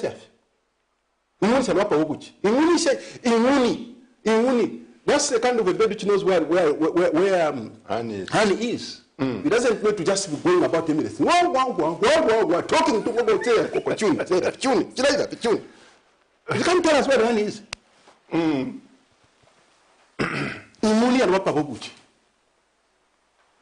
This country deserves better. This country was once great. We are talking about the fight against corruption. Why is there selectivity in the fight against corruption? Why haven't you investigated the Mufulira Road saga? Why do you show up that? Look at fertilizer scandals. There shouldn't be any sacred cows. The people of Zambia are watching this. These things that are happening, they are watching. And there is payback. You see, you can try to cheat the people. Do you know one of the things, Pastor, sorry to digress a little bit. One of the things we do when we wake up as a Jew,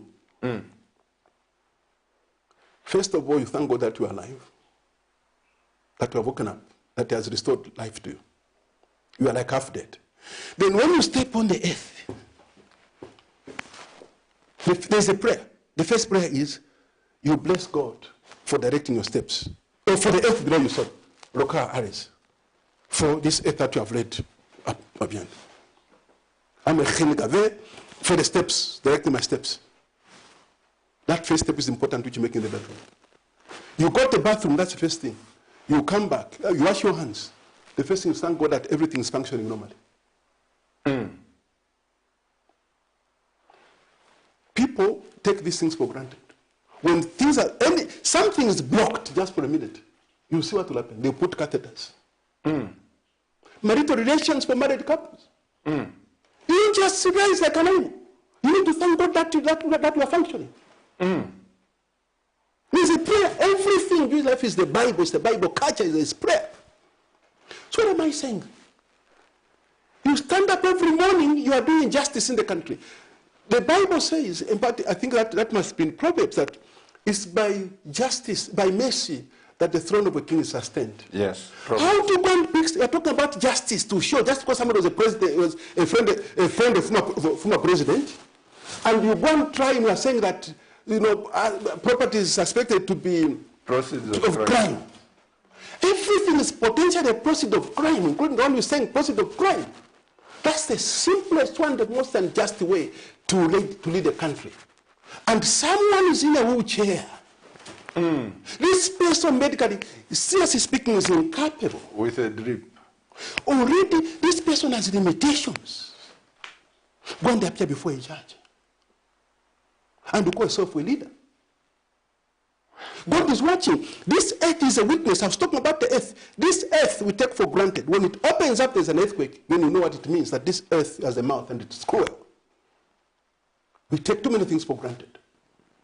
And that's why, this mindset, I don't know how to speak this. You see, people say, why do Jews prosper? Our prosperity is in the Abrahamic covenant. It's a covenant of laws. It's a covenant of justice. It's a covenant of prosperity. It's a covenant of justice. Justice we shall perform. When God gave the Jewish people the Torah, the Jewish people answered as one voice. They said, Na'aseh v'nishma. Na'aseh v'nishma. We will do and obey. They put action first. We will do and obey what the Lord has said. There was an agreement.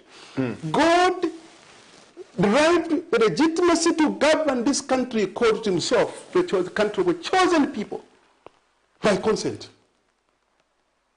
Now there are people who have stolen all their lives, and they can even steal. Some people have even the capacity to steal their way into the power. Because that's what they know. To them, that is normal. And because you have not sweated for something, it's not on merit. There are challenges that we make. Pastor, what is happening is unacceptable. It has never happened in the history of this country where government, central bank forced to raise the government bonds. It has never They happened. wanted to raise like something like $2.6 billion. Look at how much they tried to raise. There is no longer confidence even locally in the economy here. Why should Zambia go to borrow? You are going to IMF $1.4 billion. What kind of a case is this, fellow citizens? You are going to ask for $1.4 billion. When from the one auction of our emeralds in Singapore, foreigners raised that was about $500 million, $100 million. All these things are in foreign hands. This is wealth for the people of Zambia. God is interested in the justice system, in the government of the country, in the foundations. And past what I want to say when I'm talking about God-fearing leadership, we can't take this for granted. There must be an element of the fear of God who says, who is the spiritual leader? For me as a Jew, I must have my Rebbe. There are decisions on halakha, on Jewish law, that you don't know what to do because for us everything is law. I have to consult. The worst part, President. Yes. The worst part, which I've seen, and I speak this with pain. When Dr. Kaunda left State House, he became like an orphan in his own country.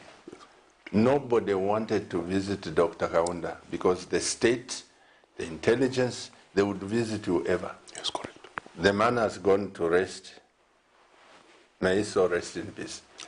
When President Chiluba left power, whoever was seen with President Chiluba was in trouble. Correct. When President Levi Mwanawasa passed on, thank God he handed over to Rupia Banda. May their souls rest in peace. Amen. But the moment Rupia Banda, our father, left, why is this trend? We only have two surviving presidents, President Lungu and President HH. And these two can't drink coffee together. One is calling another one a thief, another one is calling another one a liar. Where are we heading to? Yes. You see, Pastor, when you have no instruction, when you have no instruction, the Torah, people have called it the Bible. It means instruction. That's the meaning of Torah, it's instruction. When you have no instruction, when you have no fear of God, you are like a cup. Like a what? A cup. When you take a cup, you put something hot, it won't complain it's a cup. You put something cold, it won't complain. True leadership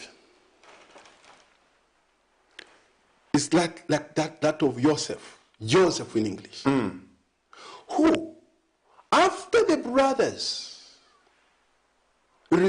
went to Egypt in search of food, when he was prime minister, he said, everything you did to me, it was for good. God meant it for good. For good. There are people who, because we don't have governance systems, by the way, as I've said, which you need to build and take out the power from one person, the center, to put in institutions. We can't condemn we can't consign the country to the whims and caprices of one person making decisions. It's very dangerous. If America, the most powerful country on earth now, can have a president indicted, a sitting president? Oh, well, Zambia you can't. Immunity should not include immunity to wrong things. Just like allegiance to doing, if you have local it's allegiance. Doesn't include that. So, Joseph said it was meant for good. Joseph therefore understood what it meant to be in a prison.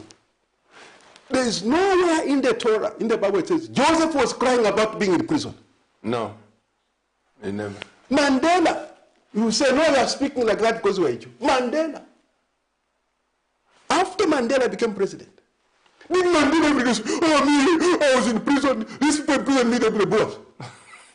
Mandela, Mandela. Well, let me tell you. Who is anybody to tell us about me? Lungu imprisoned me. For what I'm saying, in prison, detained me for 7 days, 7 nights. Am I talking about how Lungu locked me up? And I'm saying, leave Lungu alone. What am I talking about? Lungu peacefully stepped down. Peacefully, yeah. We need to respect that. The generals peacefully guided, hand over power. General Skazways, all these generals up to General Muma. That's when it comes to the place of this country, the politics. Let's not extend the smallness of our politics to men and women in uniform. The fact that a general has been appointed by President Taka and they become president tomorrow, that general has not become a list general, no. He's a general. He has served this country with integrity. The head of intelligence. He has served this country with integrity. These are men and women who have taken an oath to die defending our territorial integrity. May I open the lines, President? You and I, when we sit here, I know we can take 3 days. Yes. But let's open up the lines for the people to call. And I want to tell you a story about Mandela, which was told to me by his aide. Yes. Okay? The man who was managing Mandela's affairs and assets, Patrick. He told me this personally. Yes. He said, Pastor, did you see how Mandela used to move like a robot? Yes. Because Yumusungu, who was assigned to break Mandela's will, mali uminena shampo kwama kufyaya yali lemana. Wa Mandela ngatabale tole fintu ifi. Umusana bali kontwele. Correct. But when he was about to be sworn in as president, yes, he sent that boy, a Benz. He sent the driver, he said, go and pick him. Correct.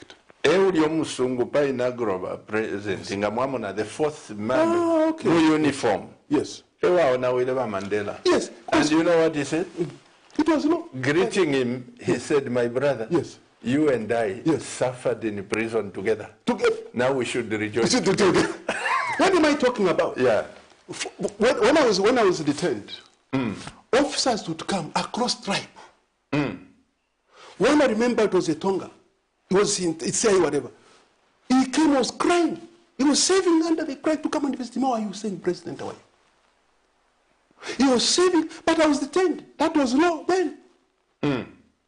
How can I be bitter against those people who detained me? No, even Lungu I can't, because that's the system we found. I can't be bitter against HH when I become president tomorrow. That's the system we're talking about. No wonder I'm saying UPP is a solution or policy-intense political organization. That's why you talk about alternatives, that there's need to have constitutional autochthony in the country to put a break to the British system. We need to put a break to that. So that each and every citizen can wake up every morning in a country where they know that they are safe and that they are protected as equality before the law. We are one man sitting at one particular moment.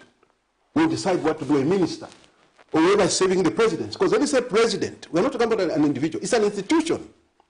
There are people who service the presidents, they have immense power. And some of the things that they do, the president may not know. They can build him, they can destroy him. I know. This is the way it is.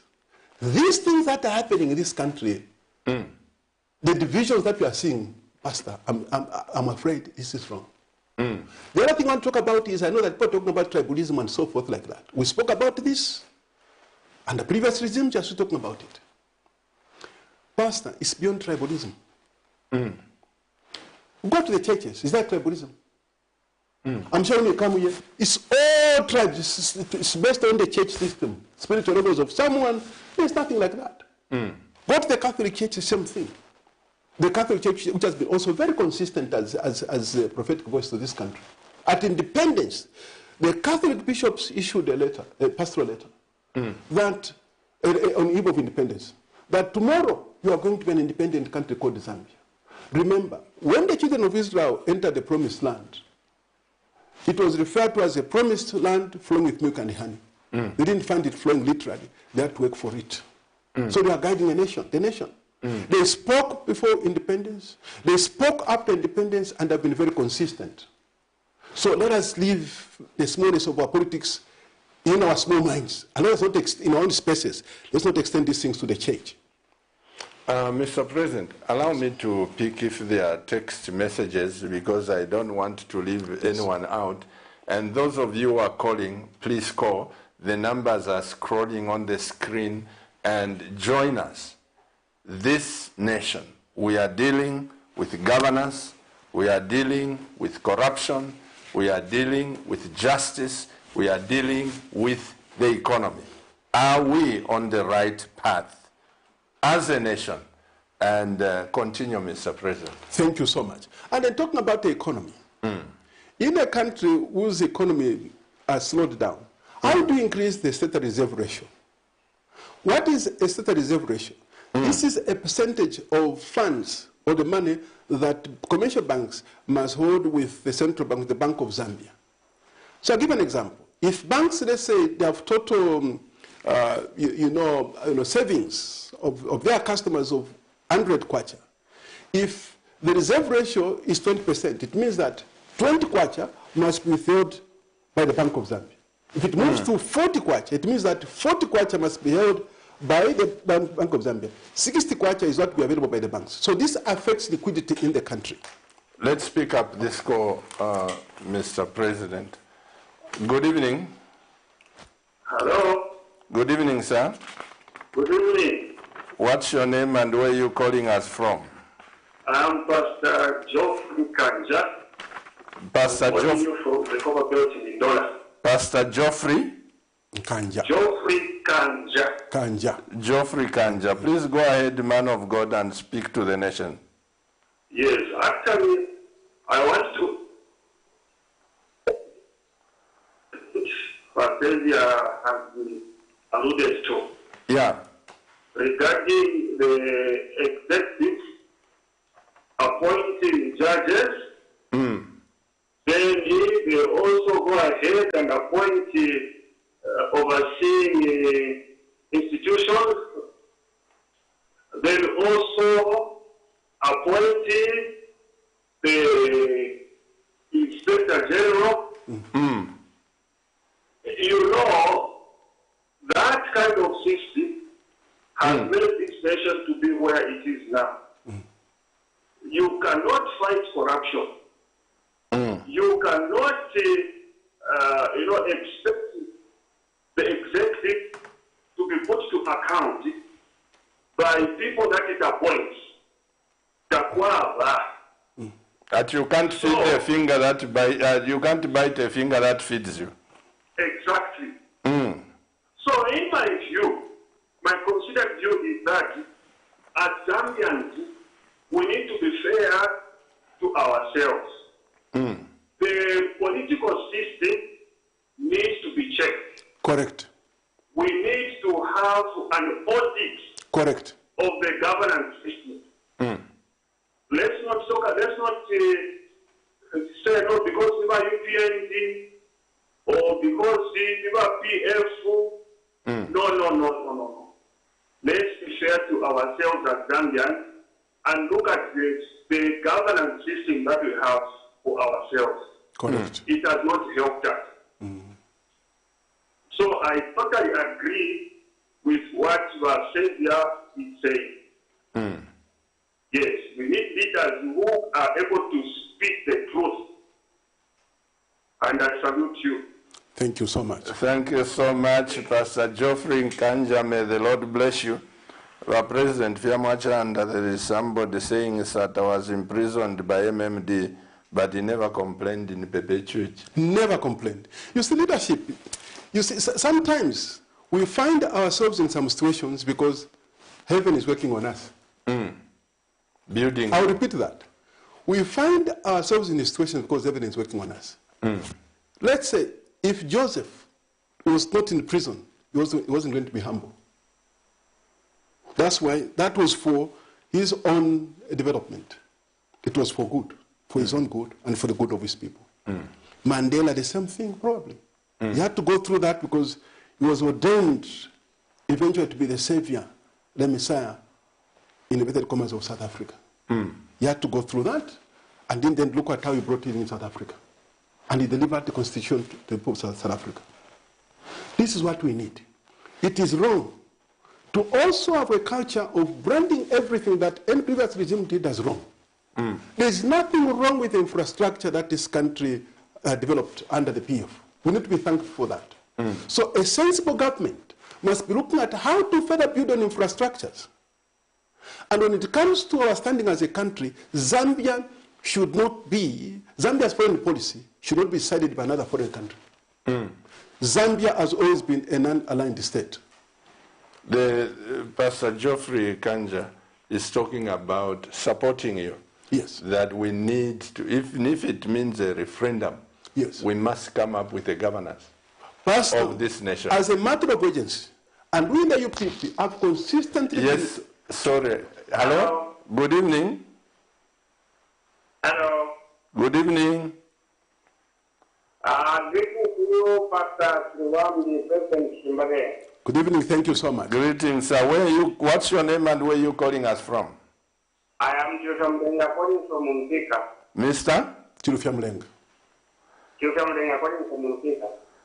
And then Chilufya, go ahead and speak to the nation.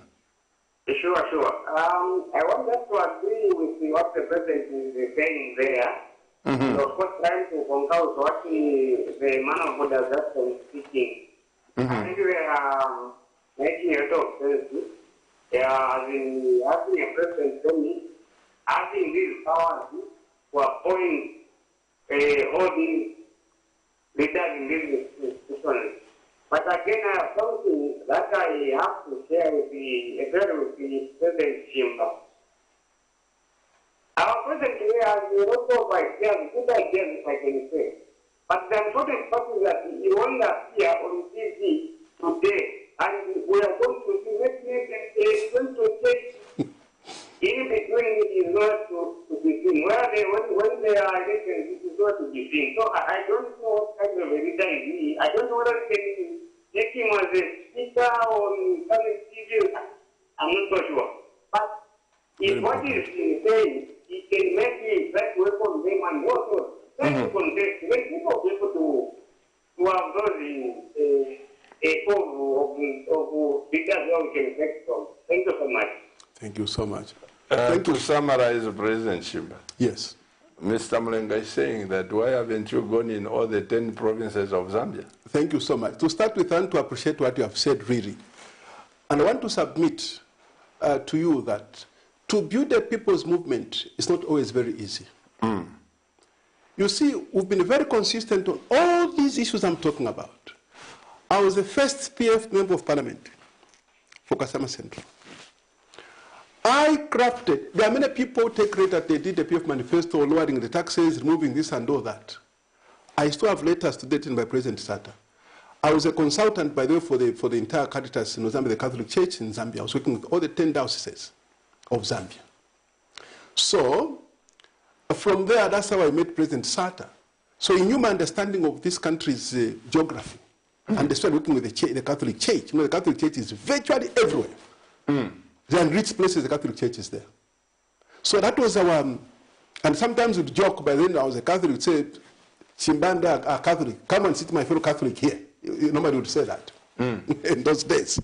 So what I'm saying is, so from there, he's taught me, draft now the ideas of this party, what must stand on in terms of the manifesto. I'm a key architect to that manifesto of the PF. Now, when the President Sata started embracing people who were clearly the enemies of the people of Zambia.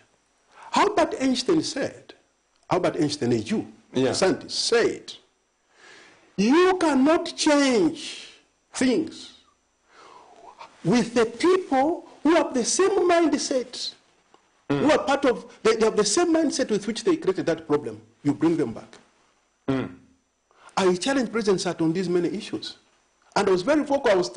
I was nicknamed the controversial Kasama MP then. in the end, when I saw that President Tata embraced some of the people that were known for evil, because they differed with Mwanawasa, they started coming to us, and were being given prominent positions. That the capture, state capture starts with capture of political groupings. When they are captured, and then for those who have international connections, you find that they also get captured. They begin to serve institutional bodies that they belong to internationally. They are going to government already captured. Is this one reason? This is what we have right now under the current regime. This is a stealth. It's not a new dawn, it's a stealth government. So now I'm trying to say this to my brother, Chilufi. I thank you so much for that advice. It's a call to action, and I'm taking it very seriously. This part that I've said, there's no looking back. It's about time, finally, to speak, to reawaken the consciousness of this nation. It's time that young people are educated about this country. It's time that the patriotic culture of our founding fathers and mothers was reignited. It's time for a new cha-cha-cha. Cha-cha-cha means let there be light. It's time for this light to shine. It's time for this country to rise above the smallness of these divisions that we are seeing right now. A politics of bitterness, a bunch of I. Why is it that in the Jewish nation, Pastor, Moses said to God, these people that you have called me to do, these are difficult people. When I entered the seminary, Pastor, I was given an avruta. Avruta means a study partner. I was very angry. I said, am I not smart enough to be, I was put in a Jewish seminary in Jerusalem. I protested. I didn't know that you can't stand alone as a Jew. There must be a study partner. And we never agreed to anything. You need to debate on issues. As you are debating, you are coming up with solutions. You cannot have a country where there is absolutism. It's a problem. That's what you have right now, fellow citizens. And it's we ourselves to deliver ourselves. Let this message ring in the churches. For instance, why is it that one of the first things that this government scrapped is the Ministry on Religious Affairs and National Guidance? There was nothing wrong with that idea. And by the way, Pastor, I'm saying this, that was part of the EPP manifesto in 2016 when I ran for the presidency. When I ran for the presidency. You can check on the page. We posted the land ministries. It was called exactly the same. PF took on that idea, they created that ministry. But they never understood what it was supposed to do. That ministry was not supposed to be a ministry to be like a church. No. That ministry was going to be an economic ministry. First of all, we have the churches across the country, the Catholic Church running hospitals, the SDA Church, the Pentecostal churches, Pastor. Look here, you have a TV station, you are disseminating information, you have many other projects to help the orphans and widows. So, that ministry should have been among the biggest recipients of financing. Wherever there is a church which is registered in a particular area, give land. Let them get a fund, and whenever there is a church, let there also be an early learning center for children. Let's pick up this call, yes. President. We'll come to it because you have come to my area of interest. Thank you. Up to now, I don't know why the Minister of Religious was scrapped. Hello, good evening. Good evening. How are you, sir? I'm fine. My name is Harry Kalaba, President of the Citizens Party. President Kalaba. Harry Kalaba. Harry Kalaba, President Harry Kalaba. Harry Kalaba, President Landen Tumfwe. Now, following the program very closely. And President Chimba, how are you? I'm well, thanks so much, my brother. We met that day. Oh, by the way, my brother, remember when we went to South Africa on the same plane? You remember? To answer your phone. So when I arrived there, they said, what are you doing, sir? I thought I didn't know on the same plane. I saw him in the backing. How are you? It's been a while. Yes, sir. Mr. President, please speak to the nation. Okay. First of all, I want to commend you for the depth that you are exhibiting on that program. I have followed closely, especially on matters involving the harassment of political opponents. And I'm glad that President Simba has gone through it. And we are all going through it. I think he raised a very important point. And that was, we have leaders in this country who have stashed money outside. Correct. Point. They have money stashed in Barbados. They have money stashed in New York. Correct. And in London, and all that kind of thing. Correct. And then here is the poor Harry Calabar, who has served as minister for 7 years.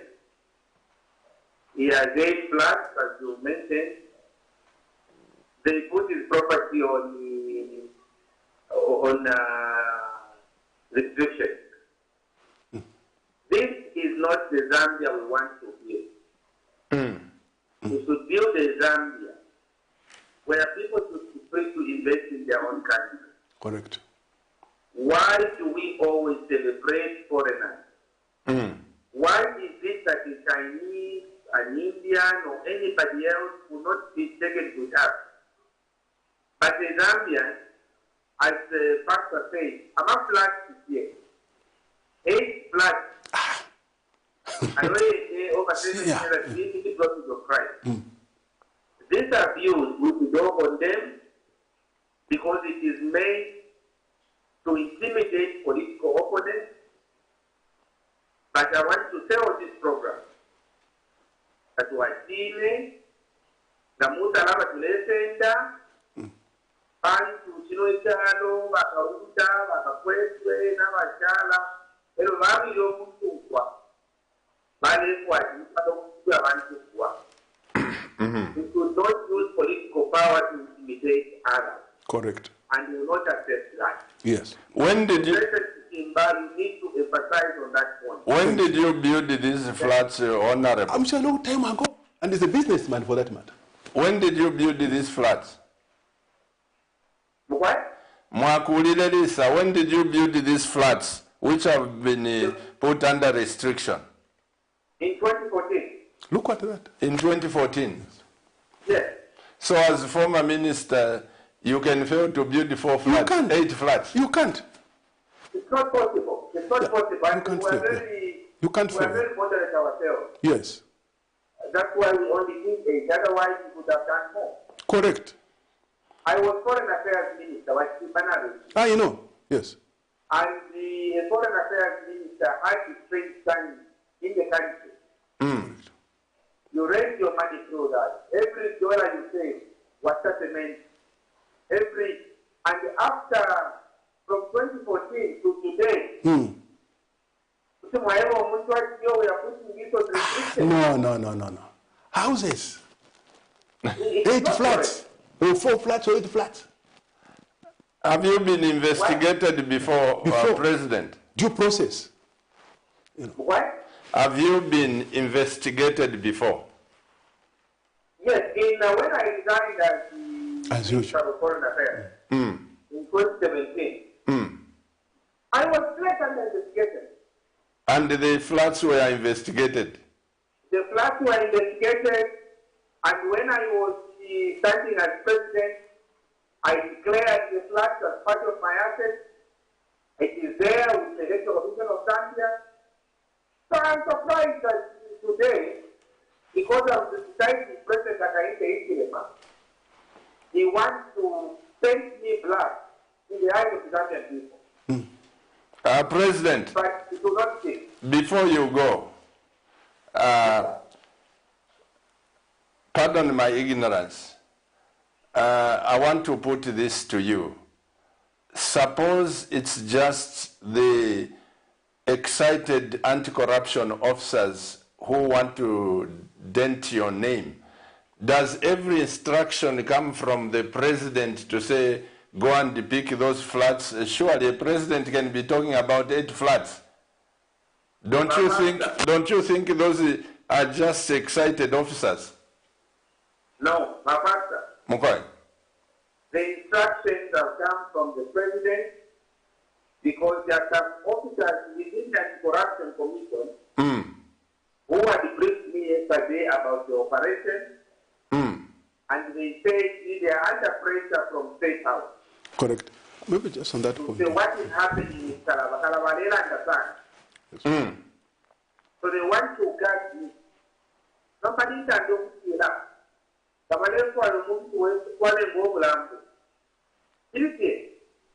but we are not going to stop talking for the people of Zambia. Let's go to Zambia. So, Kulanda to Mungana Abunda. You are not Abunda. Don't let me find it. Okay, Mr. President, I rest my case. I was asking out of ignorance. Mr. President, have you heard what your fellow president has? Thank you so much. And what I want to say is this, Pastor. First of all, we need to understand that the Drug Enforcement Commission, SEC, they are under State House. All these wings? Yes, and there's a gazette actually. They are under Remember State House? at one time they said, they're under State House. They are under the President. Now you cannot place, and then when I raised this issue within the first 3 months of the current regime rising to power, I think I was on it was on Diamond TV then. They said, no. This is just for the sake of budget allocation. Because it's the Vice President to present the budget for these institutions that they are part of the executive, something like that. I said, it is wrong. This is in the Gazette. If some of these regulations or the laws that we have, they were wrong then under another regime, you cannot sustain them now. And what I want to say is this. I was talking about arbitrariness earlier on, which was there during colonialism. And because we have sustained the same system of centralized power, which is like a monarchy, these are the abuses.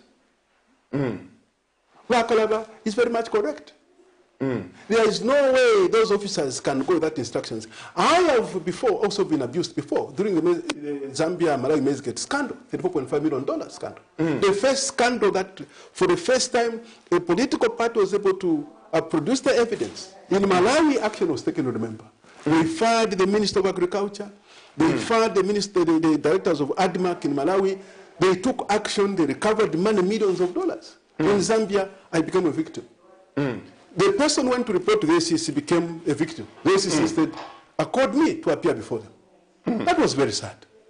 And it was clear. Sometimes you find that when they call you as a political leader there, they will be receiving instructions. So what Wakalaba is saying is actually very much correct. They said, no, wait, we have to receive instructions. Now, if you were an investigating officer, why should you get instructions from somewhere else? Because you must investigate your case. I was there with my lawyer, Blended Counsel, Mrs. Mushot, waiting for instructions. This is the way it is in this country. And this is wrong. It's instructions coming from the center. So what we are saying now is, I think it's about time that all political parties in this country, all of us, I think we need to unite. On these matters of abuses, we need to stand up. Those men and women who lie in their graves as unsung heroes didn't die for this country. They didn't wake up every morning. During Chachacha, my paternal grandmother, Mamachika Monika, used to tell us what it meant to fight for freedom of this country. That every morning they woke up, that they considered themselves dead. Pastor, it takes a dead person to wake up and not to fear a gun. Those people faced the guns every morning. The colonial police, the federal police they were firing live bullets. They went to take the bullets. In order for them to become like the seed, with the expectation that they would germinate, to be mighty trees, to bear fruit for everyone to eat of those fruits. It's very sad that today our generation should take pleasure in abusing the people. We need leadership. What this country is lacking is leadership. It's not leadership to make reference to self. Let's pick up this, Honorable. We will talk about some. Yes, good evening. Hello. Good evening, sir. Good evening, Pastor. What's your name and where are you calling us from, sir? My name is Stephen Ibwali. I'm calling you from Kasama. Stephen Ibwali from Kasama. Please speak to the nation. Thank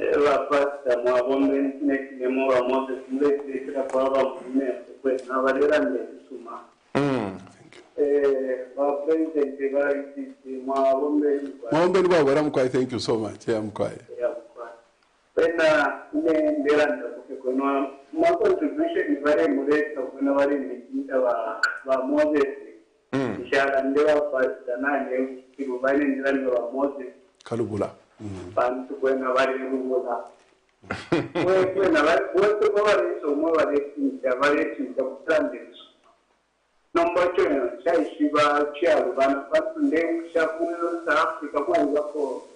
political party moyo iyo ba ikatani tumurushi bakiranya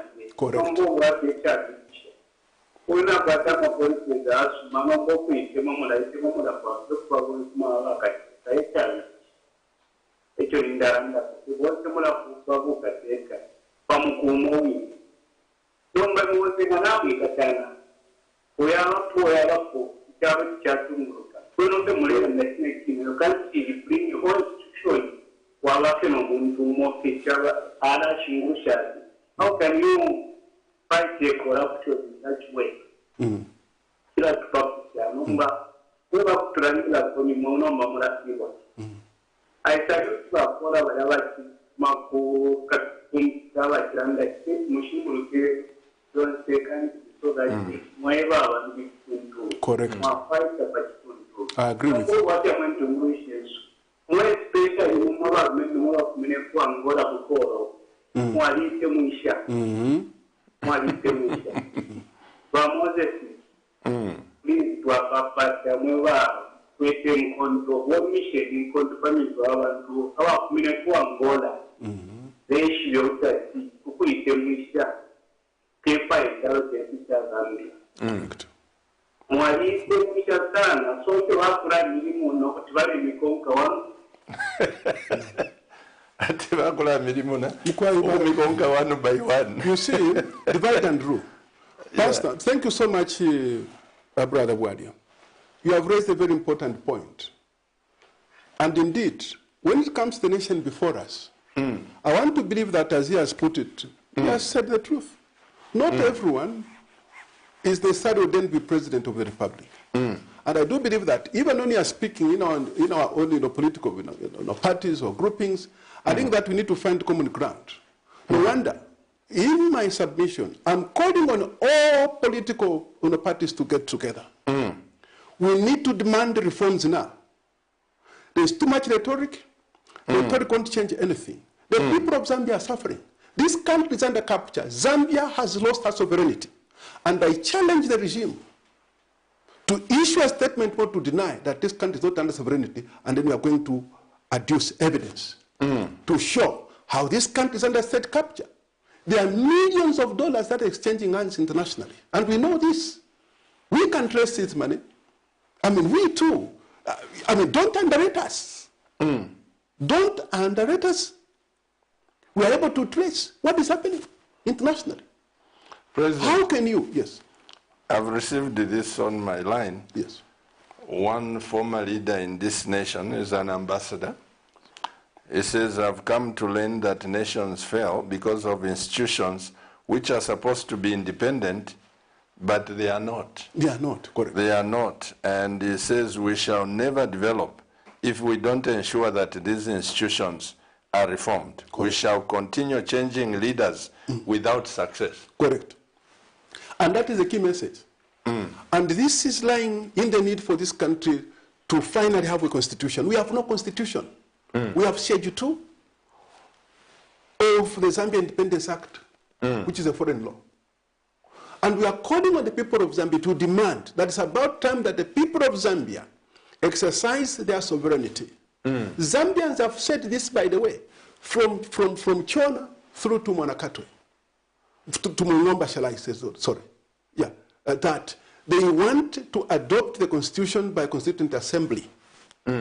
That's only sovereignty. To put a break to this parliamentary system of acting the constitution. The other thing, sorry, yes. President, as you have said, talking about institutions, when are we going to also have speakers of the National Assembly who are not politically inclined? Correct. Because yes. When we were growing up in school, we learned about the distinguished Honorable Nabulyato. There was nothing like UNIP, nothing like that. But today, when a party comes in power, you have to appoint. Even the Speaker of the National Assembly, some motions, thank God for Parliament TV, you even say, Correct. What would you say about that? Yeah, that's why we also need, I think there's also the quota of the Parliamentary Service Commission. Very important. You know, Parliament is a representation of people's sovereignty, national sovereignty. Because Parliament, of the three wings of government, Parliament is the only wing where each part of Zambia elects its leaders to go and sit in the house to represent them. So the people of Zambia, by saying that they want cabinet outside Parliament, what they are saying is they want a Parliament which is truly independent, a Parliament that has the power to subpoena. They can subpoena a minister. They can subpoena a permanent secretary. They can subpoena a director of ACC if he's abusing his power. That's the kind of Parliament that we need. You can't appoint ministers to sit in the Parliament. Remember, when the Auditor General is appointed by the President, the Auditor General audits government, including State House itself. And then the report goes to where?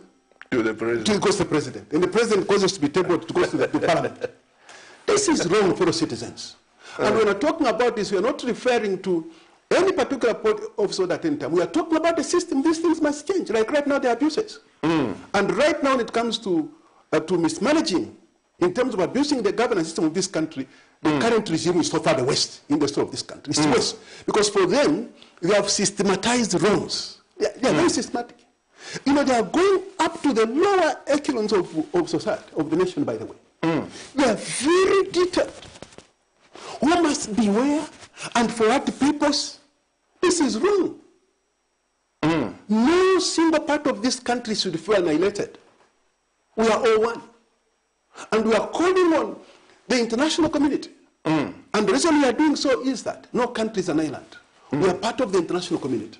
Zambia is a member of the non-aligned movement. Zambia was once respected on the international stage. When it comes to the presidency, it's the people of Zambia who may say that we have the best president.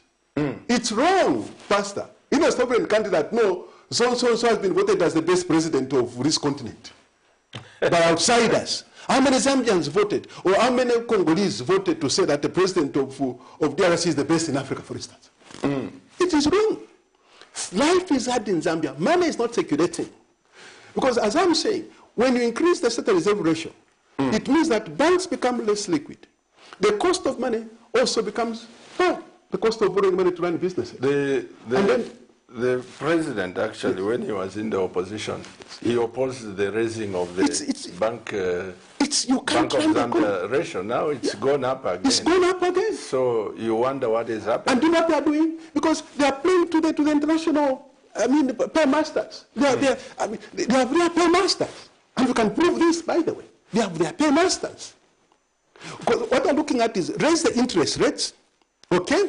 People will have less money, they'll buy less, and then they'll say, no, inflation is now 1 digit. Because it's a condition for them to borrow, to go and get the... But when you say they have paymasters, don't you think that's being unfair to the president? We are not being unfair. Maybe he's following his vision. No, we are talking about the entire system. We're not even talking about the president. We are talking about the entire system as part of the system. Yeah, I'm talking about the system because it comes from the president. Yes, because... So he has a way of how he works. He's an economist. But what we are saying is that these are wrong economics. Right now, the food basket, basic needs basket for a family of 6 is 9,000 kwacha.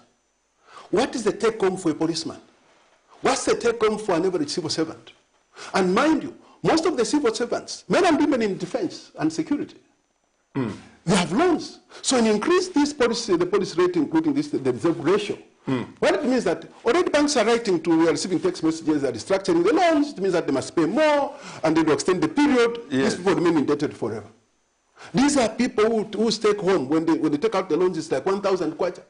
2,000 kwacha, that's take home. And how can they sustain the families? So what they are saying is that these policies are wrong. Pastor, I want to say this. It's about time, like when it comes to defense and security, to restore quartermasters. Quartermasters in terms of food supply. If there's one thing which must be guaranteed for defense and security is food. That idea of putting an allowance on the pay slip for food, because find that the cost of food is rising. Let me pick up some text, Honorable President, before we close. And I've seen Honorable Given Nikatuta has been calling and wanting to get through. She's unable to do that. Oh, I didn't know Dr. Chishimba is well vested with knowledge on Zambia. That is VESA. Thank you. Another text to Mr. Director, President Chishimba, you're a good leader with substance. The only you need to work on is consistency. The only thing you need to work on is consistency.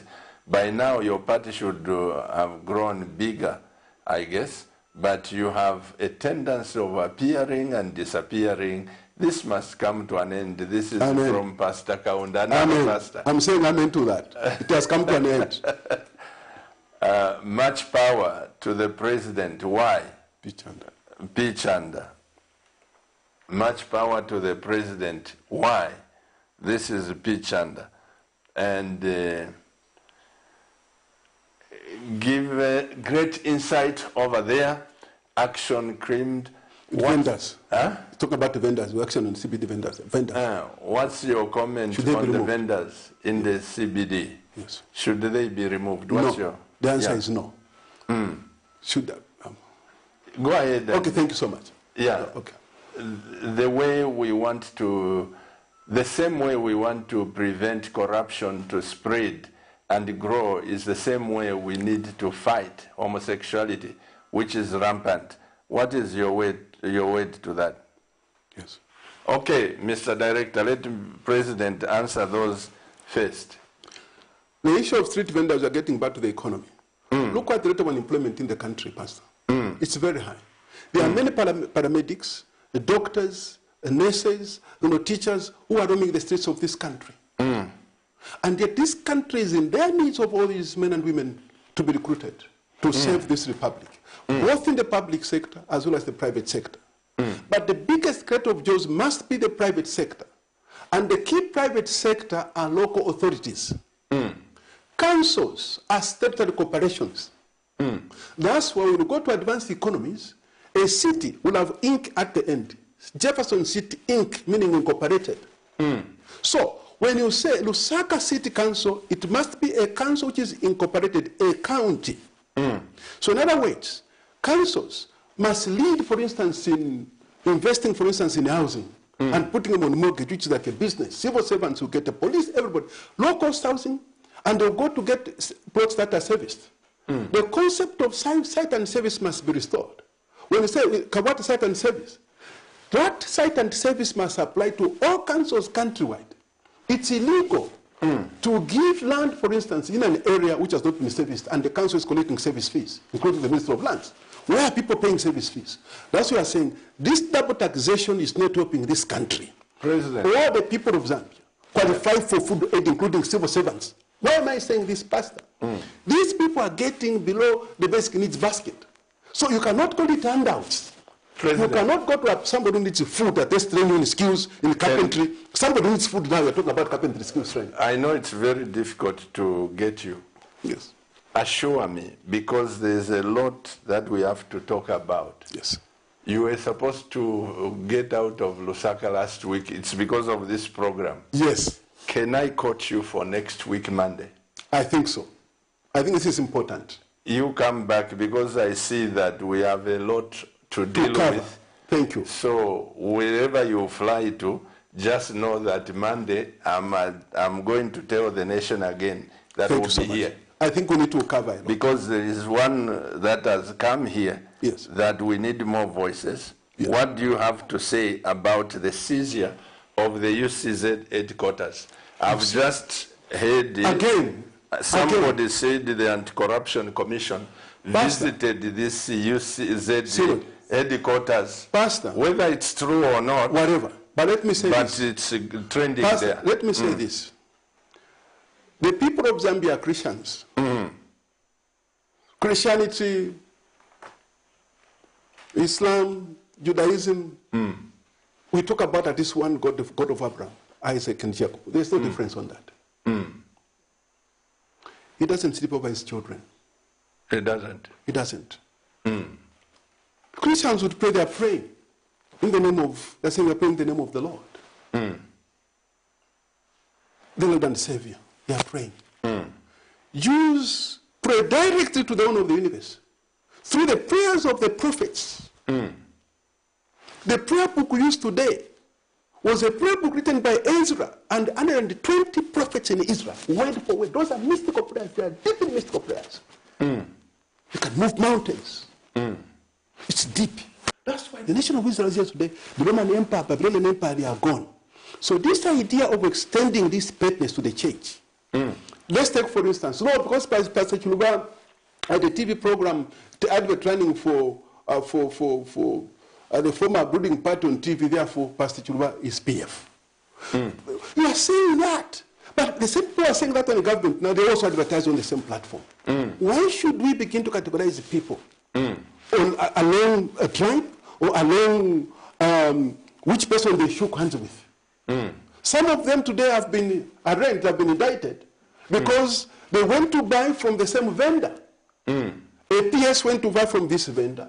This business went to buy from the same vendor. They say, no, how did you buy from the same source? It's like you go to ShopRite, you go to ShopRite. Tomorrow they say, no, we Pastor Chiluba and the Chimba, you are working in the cahoots. Because you both bought from ShopRite, you are buying for Pastor Chiluba. How come you also in ShopRite? Does that make sense? President. Pastor, all these things, what they are saying that these things are wrong. I am so glad that I've secured the appointment for next week. I think it's important. Let's cut because we are into news time. Thank you so much. I am so glad that I've secured this appointment. Thank you. I think let's continue. Thank you, Pastor. And I must say that just today, I was speaking to one of my brothers in government. I won't mention him. I said, you know what? Camnet TV is not just another channel. I need ministers from UPND to come and answer charges, to come to rebut on what you are saying. Correct, yes. But I don't know why they avoid. I don't know. They have to come all of us up to debate. I've got a few friends here, and I even whispered to the president at State House. I said, your ministers don't come to cabinet. They have to come. Because as I was saying, Pastor, look, why attack UCZ? The UCZ has been part of the liberation of this country, just like the Catholic Church. Just because maybe President Lungu went to donate. Now, because your policy is not to donate to the church, whoever is, I'm talking about the leaders, I'm not mentioning anybody. If you have a shorthand, some people are born with a shorthand. And because you can't do that, so let's investigate because Lungu passed there. Leave Lungu alone. Lungu is no longer in power. It's not an issue. What are you now? Lungu now, where they are peacefully. Let Lungu enjoy his retirement. I think that is honor in doing this. Mr. President, I thank you so much. Dear Camnet TV viewers, I'm very sad that most of you didn't get through to our program. On my line, I have President Jackson Siwale, and he couldn't Slavwe. Yes. Yeah, Jackson Slavwe. Golden Party, yes. The Golden Party President and the Honorable Given Katuta. Yes. And some of you leaders, ambassadors, calling on my line. I think I will connect my line also to this system so that I can answer. I am very sorry, but next week, prepare your questions. We are going to face the same president because he hasn't answered a lot of things that I want him to answer. On behalf of my wife, the CEO of this great television station, Pastor Victoria Chiluba, on behalf of the young men, Bonwell and Elijah, and all of you who work in the night, the news crew, you are the best Zambia can have. I am most grateful to you and indebted to you. And you Camnet TV viewers, God bless you. I want to say this. These things are coming not out of bitterness. These comments are coming. This is our mother Zambia. I am very proud. 3 weeks ago, I was in Kenya. The infrastructure, President, what I saw, my wife and I have been going to Kenya, but when I saw those highways and things, I'm so embarrassed. Yes. We can do better. We deserve better. We have the minds, we have this. I get embarrassed and ashamed at the wealth that we have. Every politician comes, no, Zambia is a rich country. Zambia, from Dr. Kaunda, he lost the leadership on that premise. Correct. President Chiluba, President Wat, President Lungu, now President HH, and I'm sure you also lose the elections, or after you have served this 10 years. Or 5 years. Or 5 years, somebody will come and say, because of this, we can't do that. We can't go that path. Zambia is beyond you, President. Correct. This nation is not for presidents of Zambia. It's for Zambians. Correct. And so when we bring out these things, it's because we want to highlight these things. President Shimba, thank you for taking your time. Thank you. And sorry for detaining you in Lusaka. Another 1 week, yes. And, another 1 week to be in Lusaka. I'm most grateful. Thank you so much, Bezra. Camnet TV, keep watching Camnet TV, because this channel is not just another channel. Bye-bye.